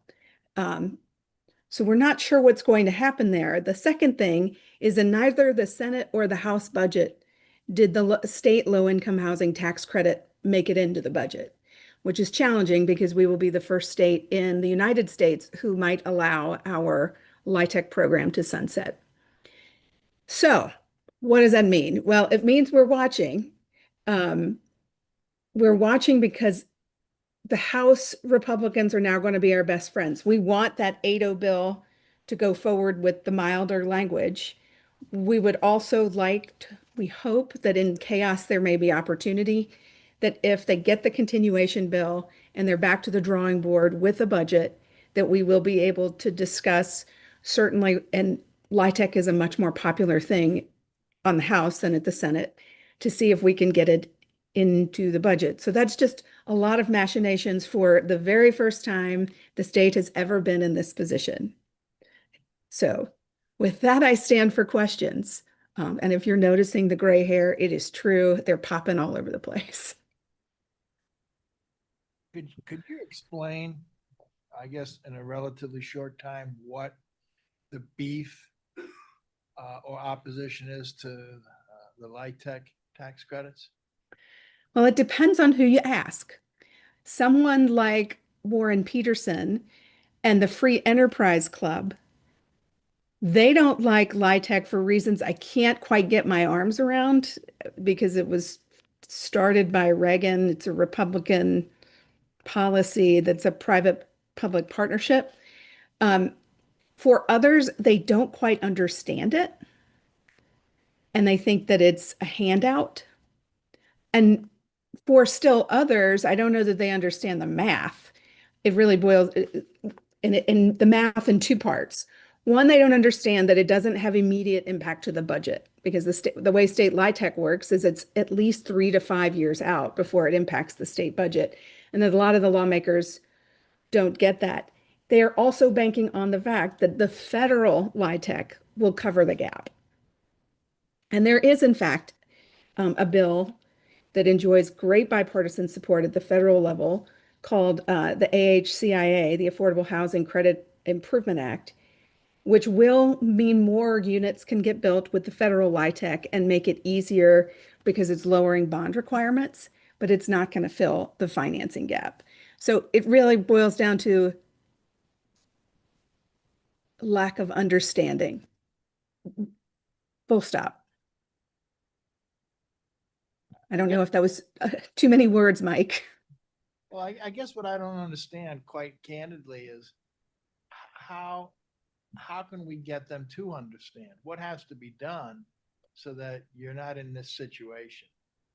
I mean, if it's really that basic, I guess I'm confused of what's not being done to make it happen. Well, again, I would say that this comes down to math and pork. If you looked at the House budget, there's a lot of pet projects that members have put in there. There is a space pad. There's $5 million set aside for dark sky. There are asks that the members want to make sure that they're able to bring back to their constituents. And even though everybody is flapping their gums about affordable housing, no one, and I say no one very broadly, it's not entirely true. We do have some champions that have been like at it from the get-go, like Sarah Ligori and Annalise Ortiz. But no one else has really been willing to fight in the cage for it because they have other priorities. And we are a state that is loath to increase revenues. So in a world of scarcity, it's going to what makes them look popular with their constituents. And it's a lot. If you looked at the House budget, the original House budget is full of pork. I would say that the Senate budget was improved. it had good bipartisan horse trading. I will also tell you, I was pretty disappointed that the governor did, even though she had it in her executive budget, she abandoned us in the 11th hour and didn't fight for LIHTC. She fought for the Department of Housing instead.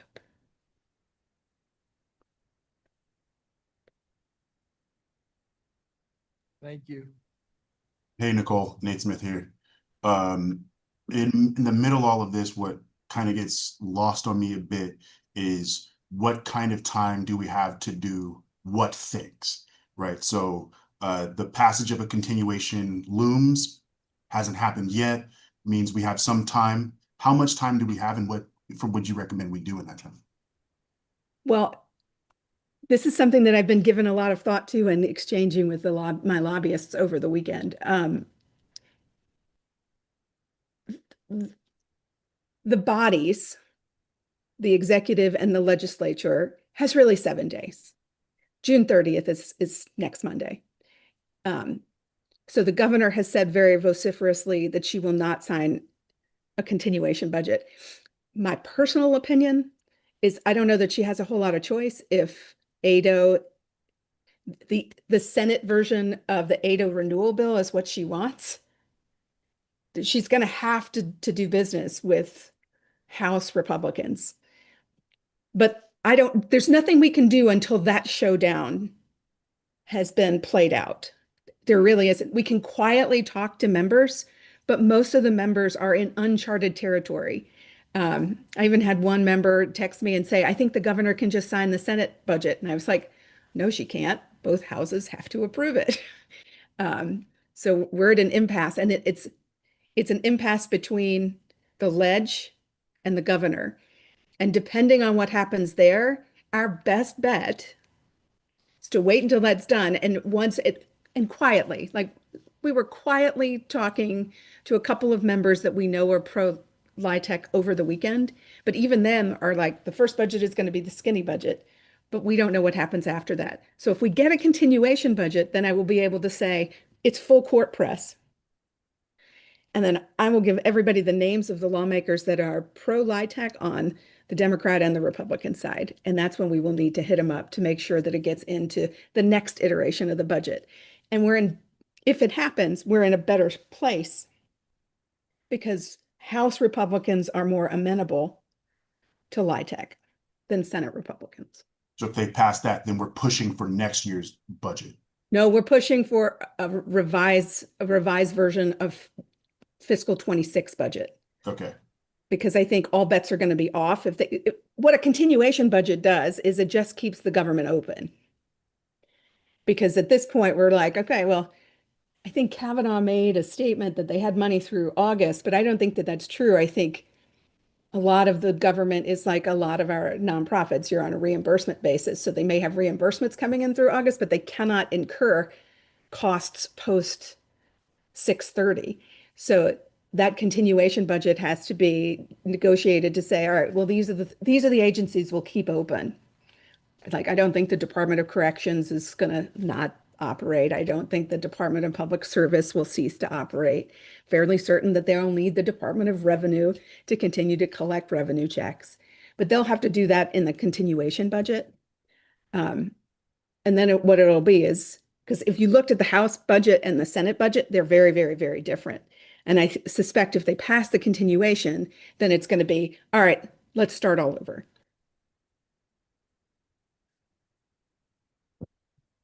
Thank you very much. Well, we will anxiously await the update to see what next steps are. So thank you. My pleasure. All right. Any additional feedback or comments? Thank you so much for joining us today and providing that update. All right. Next up, we have MAG staff Cleo Warner, who's going to provide an update on COC data reporting. Hi, everyone. Let me get my presentation rolling for us. So we sort of previewed this a little bit in last month's meeting, I believe, in terms of needing to change up how our current public reporting happens for our HMIS data, this currently looks like our homelessness trends report. But as we're going to walk through today, we have some options for you of how this could be updated and optimized to better fit where we are currently at, both on a MAG staffing standpoint and like a COC maturity standpoint. So, see if don't know what, hold on, it's not letting me advance. There we go. So why do we need to change? There's a possibility to get more data out more efficiently to our community in a way that we are not currently doing it. So we really have this opportunity to optimize what our data communication looks like for our HMIS and homelessness system generally. We have had some staff changes, not just on our team, but sort of in the wider MAG universe. That means that a lot more of the technical work that went into the making the homelessness trends report is on the homelessness team now exclusively, as opposed to mapping and GIS folks who were helping us previously.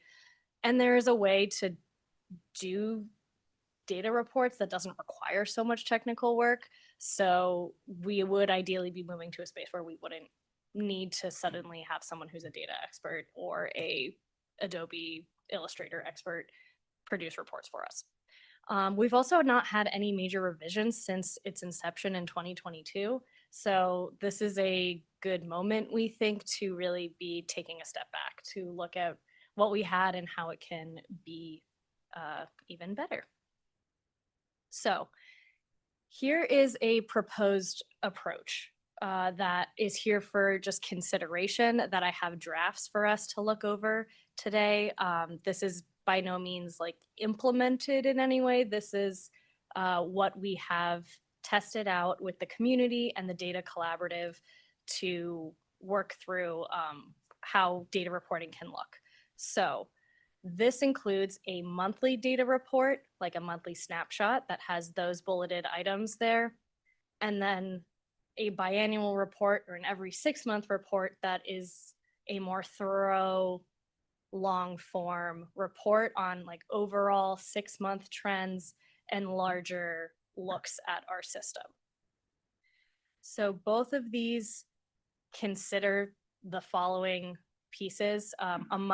What is in the monthly report is realistically what we could pull on a monthly basis and provide out to the community and plug in every month to provide more data more frequently. And then that biannual one, like I said, is a more thorough trends and system data approach that we would be able to handle every 6 months. So taken into consideration in formatting these is what is realistic, tied with what the community has asked for, tied with what HMIS has told us they will be able to provide us on these timelines as well.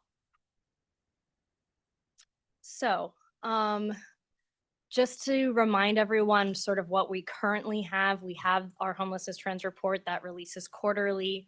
The audience is meant for those working in the system, our system partners, and the public. It's sort of like our most publicly accessible report that serves dual purposes of being an alternative to the PID count, as well as helping everyone working in the system better understand where our numbers are at.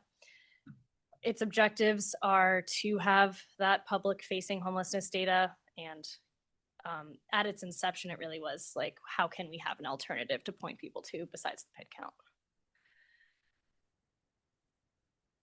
Who is currently using this tool and why? We currently have pretty much summed it up into these 4 categories. I'm sure there's more, and if you like, this is an opportunity for you all to provide input on this as well. Not in this exact presentation because we won't have a ton of time, but afterwards when I send you all an email after this meeting. It's used for context for grant writing. It's helpful from the jurisdiction perspective for planning, as well as communication with constituents, really helpful for reference in media. Anytime someone wants to reference what the homelessness landscape looks like here. And from a provider perspective, helping our providers understand where they sit within a larger landscape, and really useful for team education. So with that, I'm going to now share the draft versions of the reports. I'm going to start with the monthly snapshot. And then we will go to the biannual one. I have our current homelessness trends report up here as well if we want to compare it, but you guys, have seen this previous quarters, our usual homelessness trends report. We tried very hard to match a lot of the visuals to what we currently have so that there are consistencies visually. This report is just a single page, as you can see. So this would come out monthly. It's got our total active numbers. Let me zoom in a bit. For your current year compared with your previous year from a 6-month standpoint, you've got your singles and your families. Please ignore all actual data right now. It's just sort of, some of it is real, some of it's placeholders. So this is just to kind of give you a sense of what it would look like. You've got increases and decreases in your subpopulations over the last 3 months and what they currently are. You have your individual served that month per intervention. A lot of this should look pretty familiar to you. It's the same information we have on our quarterly report, but arranged slightly differently. And then you have information on how households entered the system. So that would be our inflow, and how households left our system. That would be the outflow. Again, you have the current count in the circle, and then your increase or decrease over the last 3 months, notified by the percentage and the arrows. What makes this a little unique to our previous homelessness trends report is this monthly takeaway piece, which would offer some context for why the numbers look the way they do, or like any major happenings that occurred that month, or a shelter closed, or a policy changed, something that indicates why we're seeing what we're seeing. We could play around with what would be in that box too if you all had suggestions around like what narrative piece would be useful to sort of sum up a monthly snapshot. So before I move to our every 6-month report, does anyone have any quick questions on the monthly snapshot?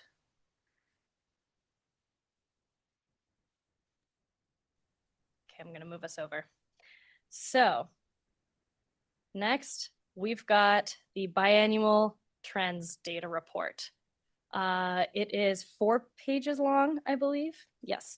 And the first page, you're looking at just your inflow and outflow trends. So who is entering the homelessness system? We have a ribbon graph here that stacks the various aspects of inflow that we have. You have your total system inflow, and then a box on the side that is walking you through where those increases or decreases happened across which pieces of our system inflow. So a much more condensed way to offer more information to the viewer. And exactly the same for outflow. You've got that color coding indicating, some additional information of where increases and decreases happened. Next, you have a demographics page that is going to look very familiar to what you're used to. We just took out a lot of the narrative. We have not gotten any feedback that that narrative was useful, that people were reading it, and that it was necessary to understand these graphs. But that's part of, what we're here today wanting input from you all on. Like, is that something you're really missing? Is that really a necessary part of the reports, or can these stand alone to give people an idea of what the percentage of gender is in our system? An addition here is we added more bars for the age groups to break out adults into a, I think, roughly like 10-ish years each. since that is our largest category, but everything else really exactly the same as before. Then we have a page just for subpopulation trends. So again, don't pay attention to the numbers or the text here. This is just sort of a look at what this page could feature. Boxes for each subpopulation with the last year trend line and the last 6 months notated with those nodules and the numbers, and then that little description of what the increases or decreases would have been. So that's relatively similar to what we've had before. And then this page, I'm very excited about. We would have a whole section on system inventory / capacity. We are working with the HMIS team now to see what is doable to put here on an every 6-month basis. This is going to look something like what the information that's collected through the HIC. So bed and inventory counts, as well as people who are moving through the system and individuals served in that time frame in each intervention, how many, like what utilization rates look like. We have that all on the table right now. And like I said, we're working to see what is realistic to get solid standardized information on an every 6-month basis here. I know this is something that the board and others have been asking for quite some time. So we are really trying to implement it so that our system has this information available. So more to come there. And then an area for resources, we will have a comprehensive data definitions document that will be directly linked here. That's going to tell you what inflow means, tell you what new client means, tell you what negative exit means. Pretty much every word on here is going to be defined so that anyone from the public could look at this and have a standard idea of what the report is talking about. We're also playing around with the option of having this be web formatted so that you could hover over everything and it could provide additional information for you. You'd have a link to your system performance measures, the monthly reports, and our general COC website. Any other resources we want to throw on there, totally have space for that. And then a section just devoted to client stories or lived experience stories from the system. We are very quantitative data heavy here, but as we know, that is not telling the full situation. So we really want to see what it's like to incorporate more qualitative data and have different reflections of what's happening in our system. So we have this section designated for, yes, something that would look like a lived experience story of their experience in our homelessness system. And that wraps up the overview of the 2 proposed reports. So basically what I wanted to do today is introduce them to you all. After this meeting, you're going to get PDFs of both reports, as well as sort of a document that outlines the comparisons between what data is on these reports versus what is currently in the homelessness trends report. And I have some questions for you to consider. And between now and our next board meeting, I'm looking for feedback on what you think. You can either comment directly in these PDFs and email those back to me. You can just email me, your thoughts on it if you don't have specifics tied back to the report, or you can schedule a meeting with me and we can walk through it together. So just want to reiterate, what you are seeing here is a result of community feedback sessions and input from our COC Data Collaborative as well. So you all are sort of the final place where we are bringing it. And ideally, we collect that input, represent it at the next board meeting for a vote. So that is the current goal. Thank you. That's all I have for you. Thank you, Cleo. We appreciate that. Any feedback or comments from the group? I have one. Just one, love to see the progress in it from being in some of the community sessions and seeing how it's changed. But also, is there intent for the monthly rollout to happen on this in the same months that the 6-month rollouts happen? Like, will there be be 2 reports essentially? That's a good question that I actually have not thought about at all yet. But I'm gonna say yes, because the way the monthly report is set up is pretty minimal effort. And we really want like a folder where someone could refer to any month of what the monthly snapshot would be. Yeah. So I'm gonna say yes, we would duplicate the months. We might just release it maybe later, and we probably wouldn't release them at exactly the same time. That makes sense. I just saw some utility in having both and like, yeah, being able to see like a month. by Yeah, month. historically, you would want to look back on that. Yeah. Yeah. My other well, and I could probably follow up with you afterward with the stuff that you're sending out for feedback, but just with the data inventory section, is there any intent of that showing information that's like anticipating new projects coming online or projects that are going offline? Or is it truly just a like, this is a snapshot of what's currently active? Undecided currently. It would reflect projects, or we would hope that it would reflect projects that have closed. I think if we were at a time like this where we knew like the ARPA cliff was a major thing the community wanted to talk about, then that section would be devoted to conversation around that, or any projections we could reliably have. So I think it would sort of depend situationally where the system was at.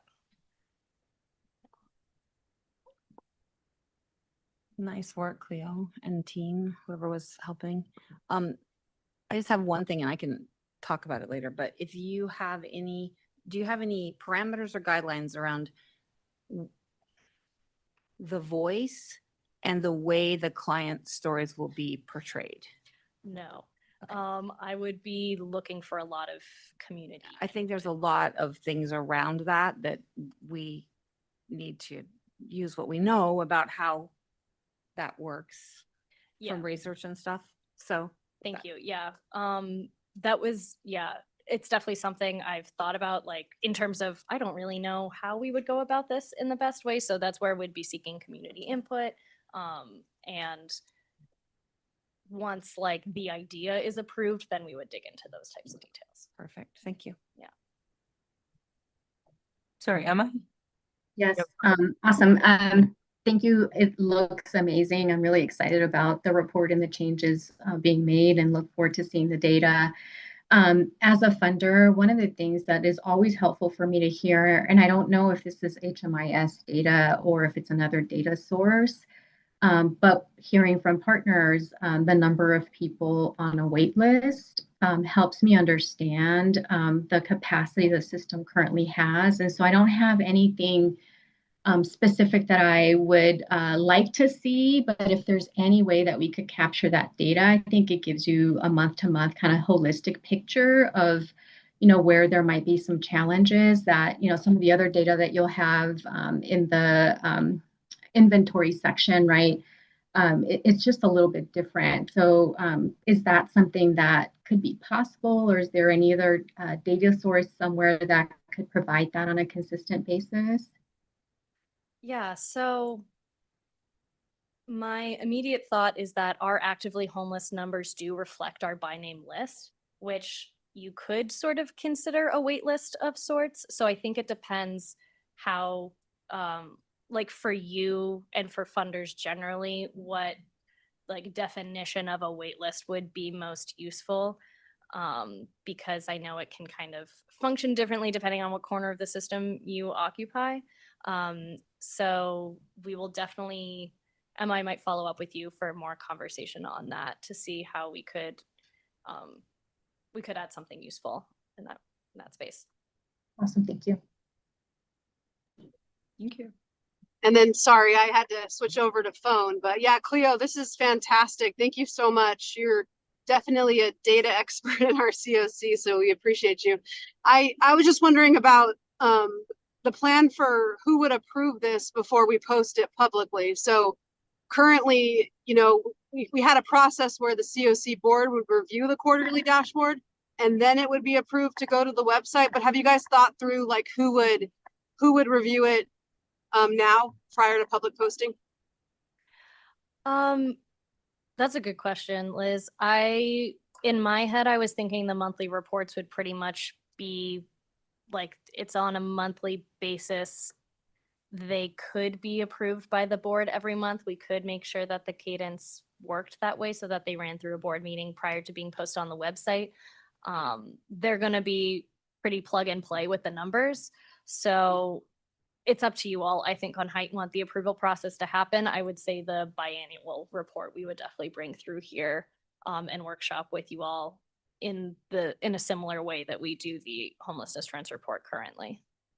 Yeah, that sounds great to me. And I mean, I would love if Data Collaborative is open to it, if they kind of took on that role, just especially if we plan on releasing HIC data. We just really need to make sure that like experts really understand what it is they're looking at and can ask the right questions before it gets posted to the public. But yeah, I look forward to just kind of fleshing that out with you later. Thank you so much. Great. Yeah, thank you. All right. Any other feedback? Yeah.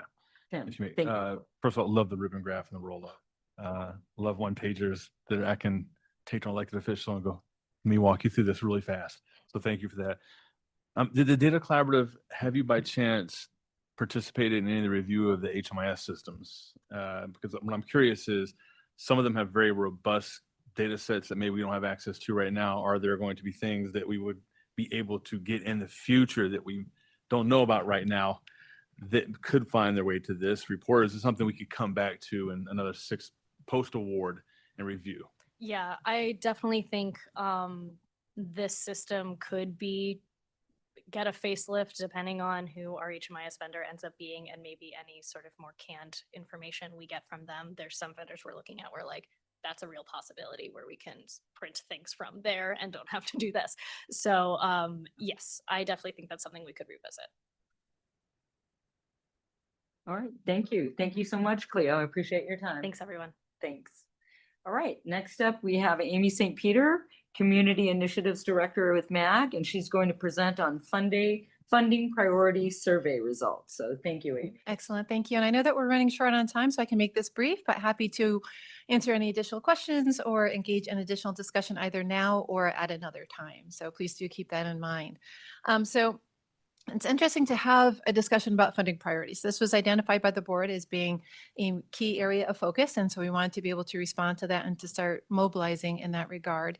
There are several layers to this because of the times that we're in right now. There are very short-term, very immediate needs, such as program closures. We've seen those happen already and more are likely coming, unfortunately.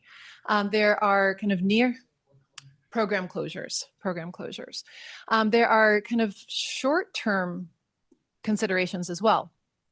For example, right now in the federal government's budget that's been approved by one side is going to the other side, they would block grant the continuum of care funding. That would result in a reduction and that would result in the funds being given somewhere else.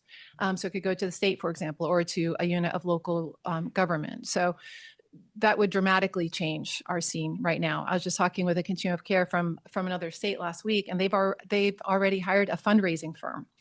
They're being very proactive and saying, we're looking at the significant possibility of having some funding reductions as early as September, December of this year. What are we doing in response? So there are some possible caveats there.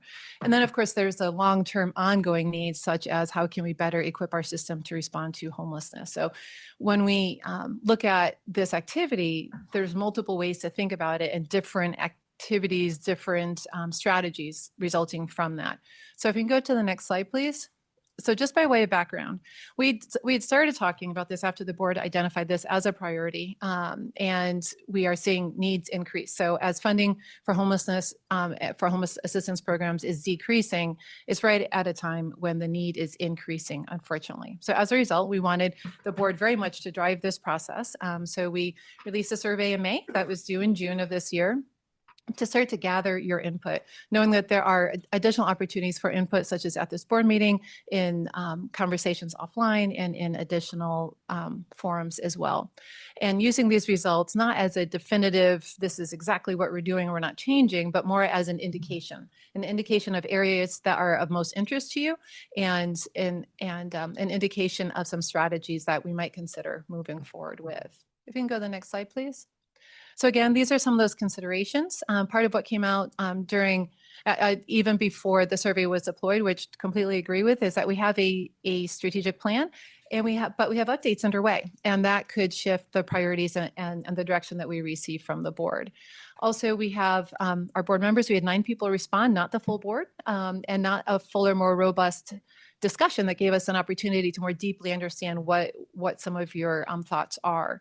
We are, all of us, operating within this uncertain funding environment that is changing dynamically. We are tracking that and will continue to track that because that will affect our priorities, and they may need to shift pretty dramatically and pretty quickly. And as always, we are eagerly awaiting your input and your direction, and we'll continue to receive that hopefully as this moves forward. If we can go to the next slide, please. So some of the key takeaways, keeping in mind all those different caveats and all those nuances. One, in looking at the responses so far, just from this initial survey, and I do emphasize initial because so much is changing, so this will be an ongoing conversation, very clear preference for prioritizing funding for providers who are directly assisting people in need right now and directly experiencing homelessness, as well as to support the strategic plan with the caveat that that plan is changing. And so the priorities need to change along with that. So far, when we've asked what subpopulations within homelessness would you like to see fundraising for, we saw some pretty clear interest around families, older adults, and people with disabilities. That's not meant to devalue any other population, just these are the ones that rose to the top at this particular point in time. Again, keeping in mind that there's questions about the timing of fundraising. Do we undertake a big effort right now? Do we respond as that funding environment changes?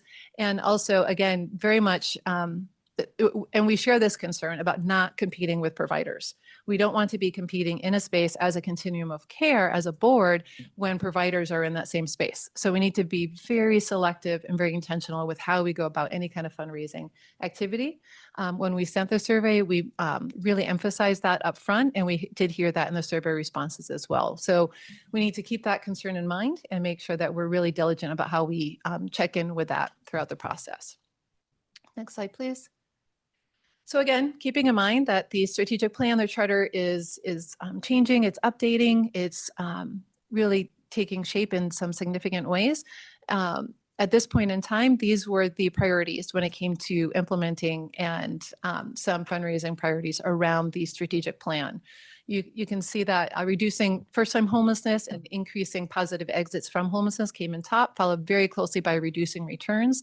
I think this points to a priority to really impact our system performance measures and be able to demonstrate some progress in the area through increased capacity brought about by additional funding. Next slide, please. Again, so keeping in mind, this is a point in time, flex funds, we heard about that a lot during the pandemic as well. We saw during the pandemic that flex funds could really move the needle on some of those key indicators, and that there is a lot of interest right now around having more flexible funding to assist programs. As a grant writer, and I'm sure you've written your share of grants too, it does help sometimes to be able to indicate the population. So for example, would it be flexible funds to assist older adults to move into housing? So that flexible fund category could take on a variety of different kind of flavors, areas of focus, depending on what the needs and the opportunities are. Next slide, please. Again, population priorities, families and older adults came in, at least in terms of this initial conversation, as rating the highest. But really, I think funding is needed across the board for all populations. Next slide, please. Only 2 people had capacity building as a priority. So only 2 people responded to this particular answer. So that is important to note. I think it's interesting, again, the very clear focus on helping providers, making sure that we are helping providers to increase their capacity. There are opportunities to do that, I think, that could be coming about. So we'll make sure that we're tracking that. Advocacy. Fundraising and advocacy were 2 priorities set forth by the board, and advocacy came out through this as well, and strengthening the strategic direction, which reflects the work underway by the board as well. Next slide, please. Fundraising vehicles, grants. Grants are a very traditional method, also fundraisers. Again, making sure that we do not compete with providers in any way. And so we'll be keeping this on our radar as well. Next slide, please. Whoop. if we could go, there we are. So next steps, refining this list of priorities with additional input, either now through additional conversations with the board, through additional outreach activities, keeping in mind that those priorities may shift depending on what shifts within our funding environment. There's a lot of conversations just even earlier today about the desire, the real motivation to move from kind of a small C continuum of care to a capital C continuum of care, to be able to take on those bigger policy issues. The board is, I think, really moving very positively in that direction. Additional funding will help. When we talk to other continuums of care, they might have less funding from the federal government, for example, a smaller population of people experiencing homelessness, but their continuum of care is funded at dramatically higher rates because of their ability to pull down funding from a variety of different funding sources. And so more funding equates to more capacity, equates to more impact. And so we really stand poised and ready to serve you in your regard in terms of how you might like to move forward in that space. So identifying those targets for fundraising, we want to make sure that we can react very quickly because sometimes funding opportunities come about very quickly. There's a quick deadline. Other times it really is about cultivating a relationship with a funder over the long term. So the more that we're clear on what your priorities are, the better able we can respond to those. And then going out and seeking and securing funding. So last year, for just as a point of context in the Community Initiatives Division, we brought in almost $1 million in 1 year through a variety of different initiatives. And we would love to deploy those same activities in support of the continuum of care. Next slide, please. Questions and input as we have time, interest, and it's on your mind. I know, big question. I have a comment, and Yeah. I don't even know if it's applicable Mhm. or appropriate. Okay. But I think of this and I go back to, was it Nicole? Was that the? Yes. And I sit and I listen. I get lost, and I'm just as guilty. I get lost in my own process of getting through the day, getting through the week with my agency, and just dealing with all the pressures that you're Yes. describing. Yes. So I sit here and I think of this fundraising thing, and I think the Department of Housing, it seems so odd to me that here we're talking about LIHTC. Mhm. Now we are talking about millions and millions of dollars. Mhm. We're talking about tons of housing. Maybe it's not homeless, but it's applicable. Yeah. It is Very much. applicable, important housing. When you look at the last several years, all the housing projects, and here we're in a situation where within a week, we could be the first state out of 50 to not have, and we're talking about funding or fundraising, however you want to describe it, we could never make up. Mhm. And it seems, I don't even know where to start with. Well, where does that lie? ADOH being in a vacuum, or like United Way is concerned about that. Continuum of Care Board is concerned about that. Vitalist is concerned about that. Arizona Community Foundation should be concerned about that. I mean, it is massive. Mhm. And yet it just seems like it's not being, I don't know if it's the words addressed or properly gone after. And I don't even know if it's appropriate, me bringing it up in this kind of Mhm. form, but how can we move that needle? Because that would be a huge loss. It would. And it would affect all of these entities that are advocating for more housing. Mhm. And yet here we are on the verge of looking at something, tens of millions of dollars being taken away from us. Absolutely. It is a very difficult environment that we're in specifically on multiple fronts. One, because of the activities that are being proposed right now at the state level. So that does create a lot of concern there. Also keeping in mind too, how heavily reliant we are on federal funds because the state does not allocate funding for addressing homelessness. So, but I guess I'm saying, the comment or somehow, well, they don't understand it. Well, we better find a way to get them to understand it. Absolutely. Because if they did understand it, it's common sense. Mhm. It's a very great thing to have. And yet we're missing, and I'm including myself. Yeah. So I'm not passing judgment, but Mhm. something's off in terms of Yeah. what the heck we're doing. Well, and that speaks to the second priority that had been set by the board in terms of the advocacy, that we need a lot more of that, particularly during these times. I just have a comment, Amy. I just want to say thank you. I know that was some feedback that was provided about putting forth the effort and looking for opportunities. So I appreciate the response to that. A couple questions I had in relation to that is, you said you sent the survey out, and this was the initial. Mhm. How many people responded in total? 9. 9 people. Okay. And will you be doing another survey to gather more information, or was that?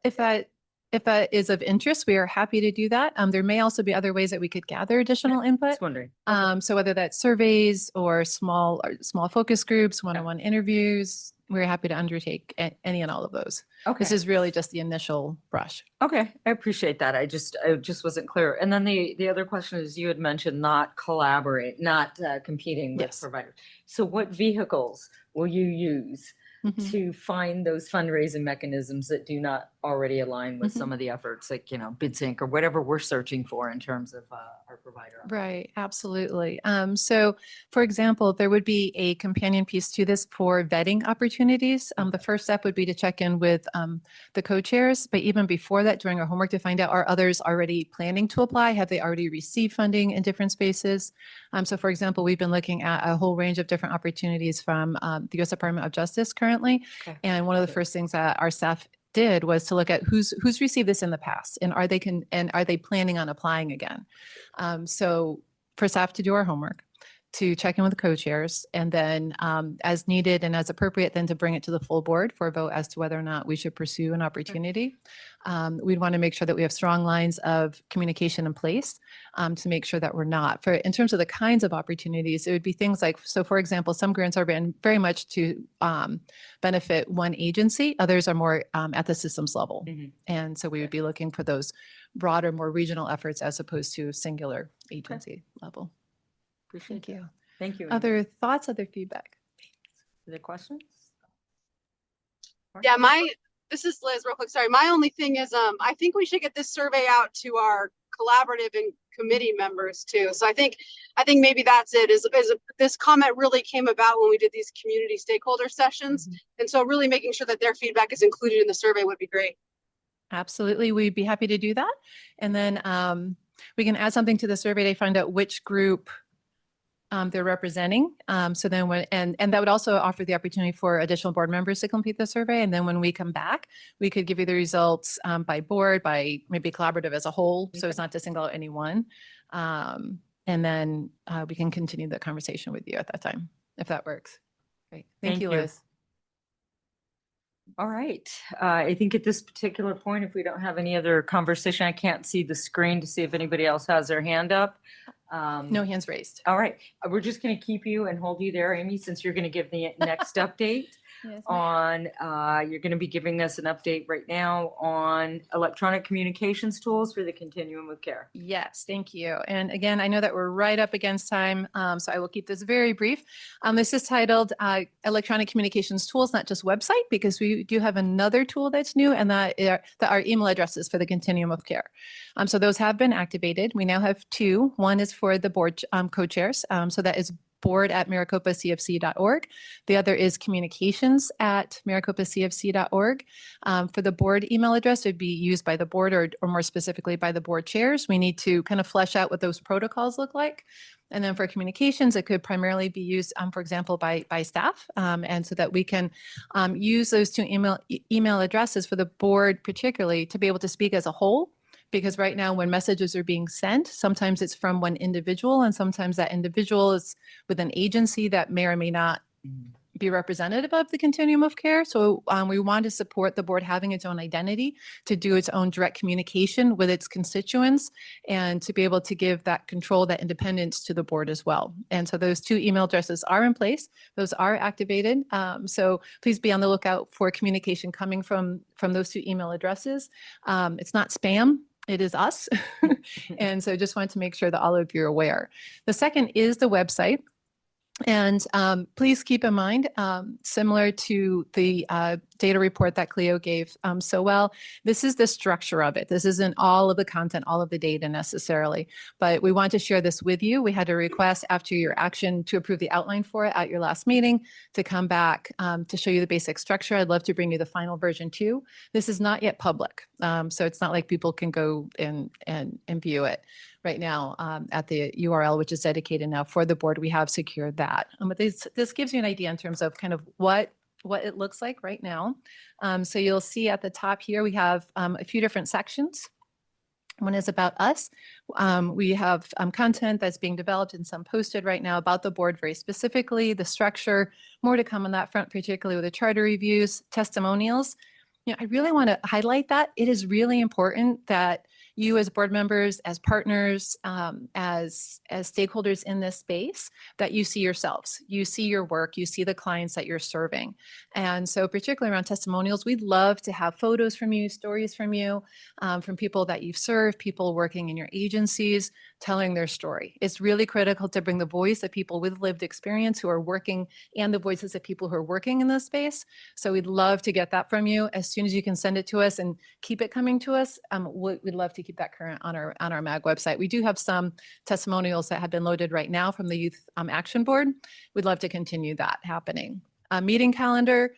We've heard different feedback on that, different direction. Do you want the meeting information to be on the MAG website and on this website? Right now, we're planning on moving just about everything that's very specific to the continuum of care in terms of the content over to your website, to the continuum of care website. We can have parallel information also on the MAG website too. So, and the mission, vision, and values, we can go to, so I can show you that too. But Continuum of Care Board, we want to put you out front. We want to put you up front because you're the board, you're driving this. So we have some information there about each of the board members, a little bit of background, and then a description of the board. About us, there's some standard information too, mission, vision, values. Again, as these are updated, as these evolve, we keep these current on the MAG website. Our staff will be maintaining the website, but if you'd like access or a more direct hand in the development of this, let us know. We're happy to make that available to you as well. So not all of the tabs are fully fleshed out yet, but you'll see that we have tabs also for data. Again, bringing the information that's on the MAG website right now, bringing that over to this website so that people can access that information more directly. We'll have photos throughout and some text, and then really bringing in the infographics very, very particularly from the Homelessness Trends Report, for example, to make this more infographic and more data heavy. News, we're envisioning that as being links to different articles, or if there's different resources online that you'd like to link to, we can do that. Resources, bringing over the information that's on the MAG website right now, bringing it over here. Initiatives, right now we have some very basic information about the collaboratives, for example, with the new structure. We'll be updating this for those 6 standing committees if the board approves those charter updates. So we'll keep this current. One thing that I'd like to bring your attention to, though, would be the Youth Action Board, and really looking at offering this as an example of what a full build out might look like. So we have some basic data, some basic descriptions. Multimedia, so being able to have videos and different photos, giving a little bit about the background, the accomplishments, the current funding opportunities, and then again, you're really featuring the people who are serving on the Youth Action Board, who are being served by it, and being able to put their faces, their voices really out front. And we do have the youth testimonials right now listed just as examples of the kinds of material that we can include. Again, that's really small font, but it's more so just to give you an idea in terms of length.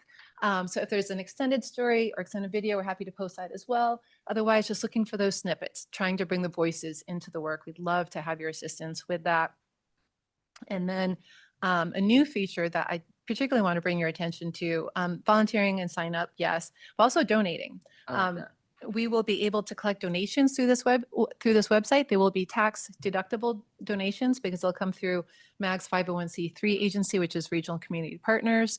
We can accept checks. We can also accept donations online through PayPal. That's the format that we have right now. If there's an interest in accepting payments through a different format, we're happy to research that as well. But again, I know that we're super short on time right now, so don't want to wear out your patience. But if you do have more specific feedback, if you'd like to get more hands-on, more directly involved, let us know. The more the merrier. We'd love to be able to work very closely with you on this, as the intent of the CFC website is that it will reflect your interests, your priorities, your voices, and that we'll be able to support you in that. Thanks. Happy to receive any questions or direction that you might have. I think just kind of a comment. You are open to any feedback? Yes. Okay, great. Well, I appreciate that. I appreciate the opportunity and the format and really the separation. Yes. To be honest with you, I think there's opportunity for Yeah. us to talk about maybe down the road some other things that we might like to see in terms of maybe advocacy or what's happening in our community that we Yes. that might be important. So appreciate that. Absolutely. Thank you. So if there's an advocacy alert, we can share that through social media as well as through the website.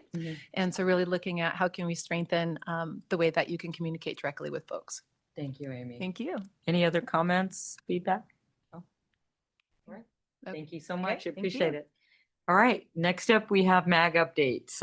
MAG staff will provide any updates on ongoing collaborative applicant duties and responsibilities.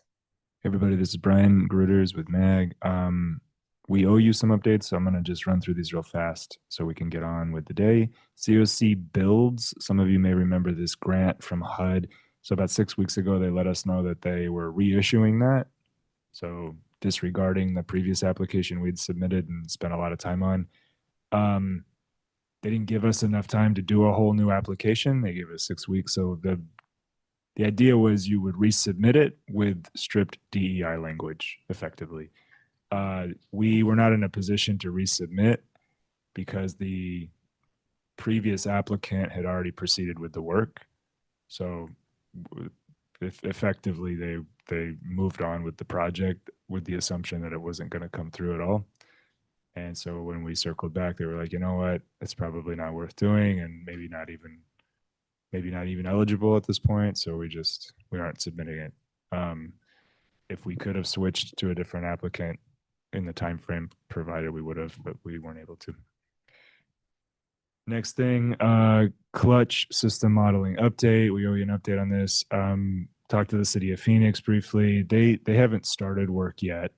When they do, we will bring someone from City of Phoenix or from Clutch Consulting in to give that update. They just started work on the City of Phoenix project, have not yet started on the Continuum of Care wide project.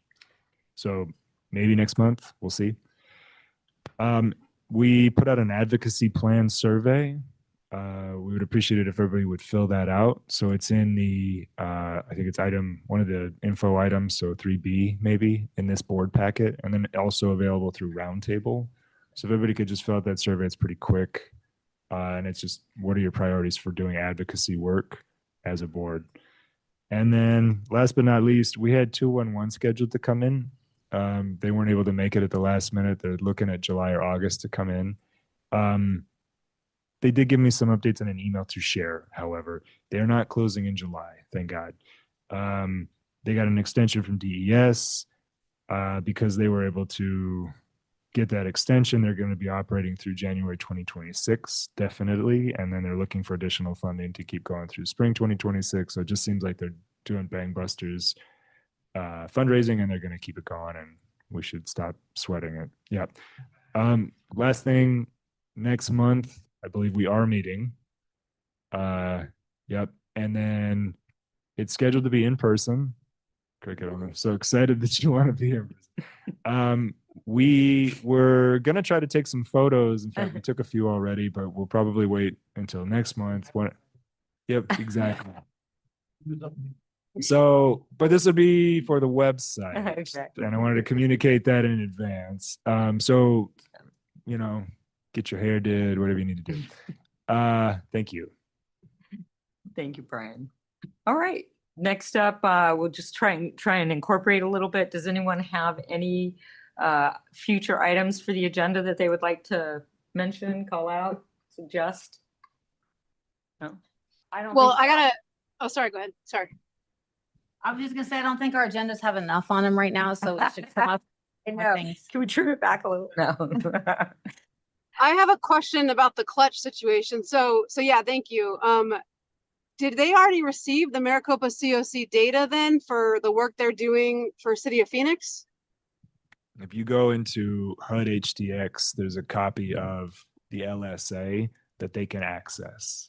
So yes, it's not, it's in HDX, so they can go and pull it down to do the work that they're doing.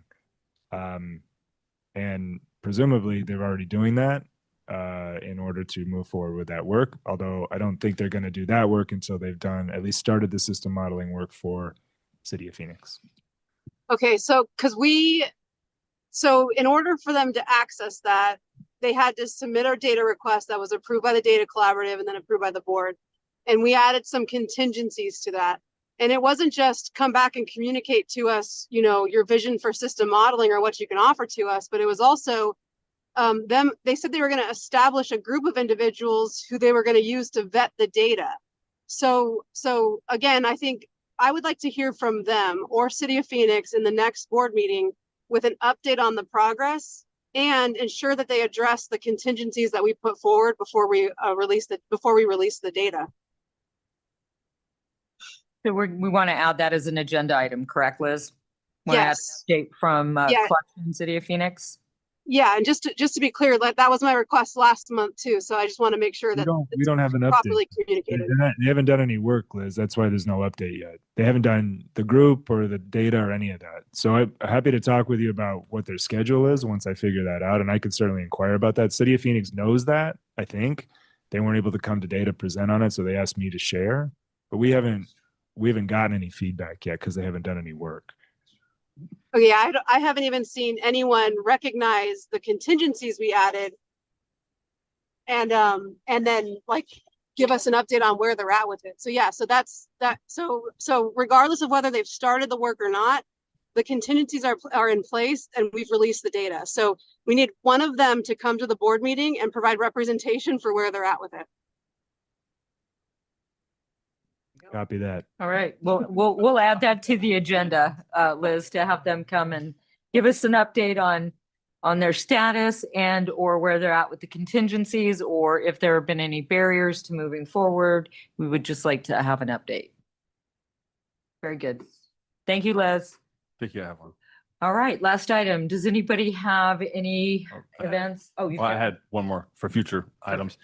If we could, looking to my partner from Maricopa County here, if we could perhaps get a future agenda item around the heat relief networks, how that's intersecting with homelessness, and then what the sustainability on that is going to be, since this is all ARPA funded. I know as a city who gets some of those dollars, we don't understand how this is going to look in 27, 28, if there is a plan. Or is this resource just going to go the way of 1,000 shelter beds? And what's that going to look like for our city, our valley rather? All right, so we have a couple of agenda items, heat relief network, what that's going to look like going forward. And then we also have Liz's clutch update. Liz's clutch. Well, Liz's recommendation for the clutch update. All right, any other updates, events, anything? All right, thank you very much. With no further business, this meeting is adjourned.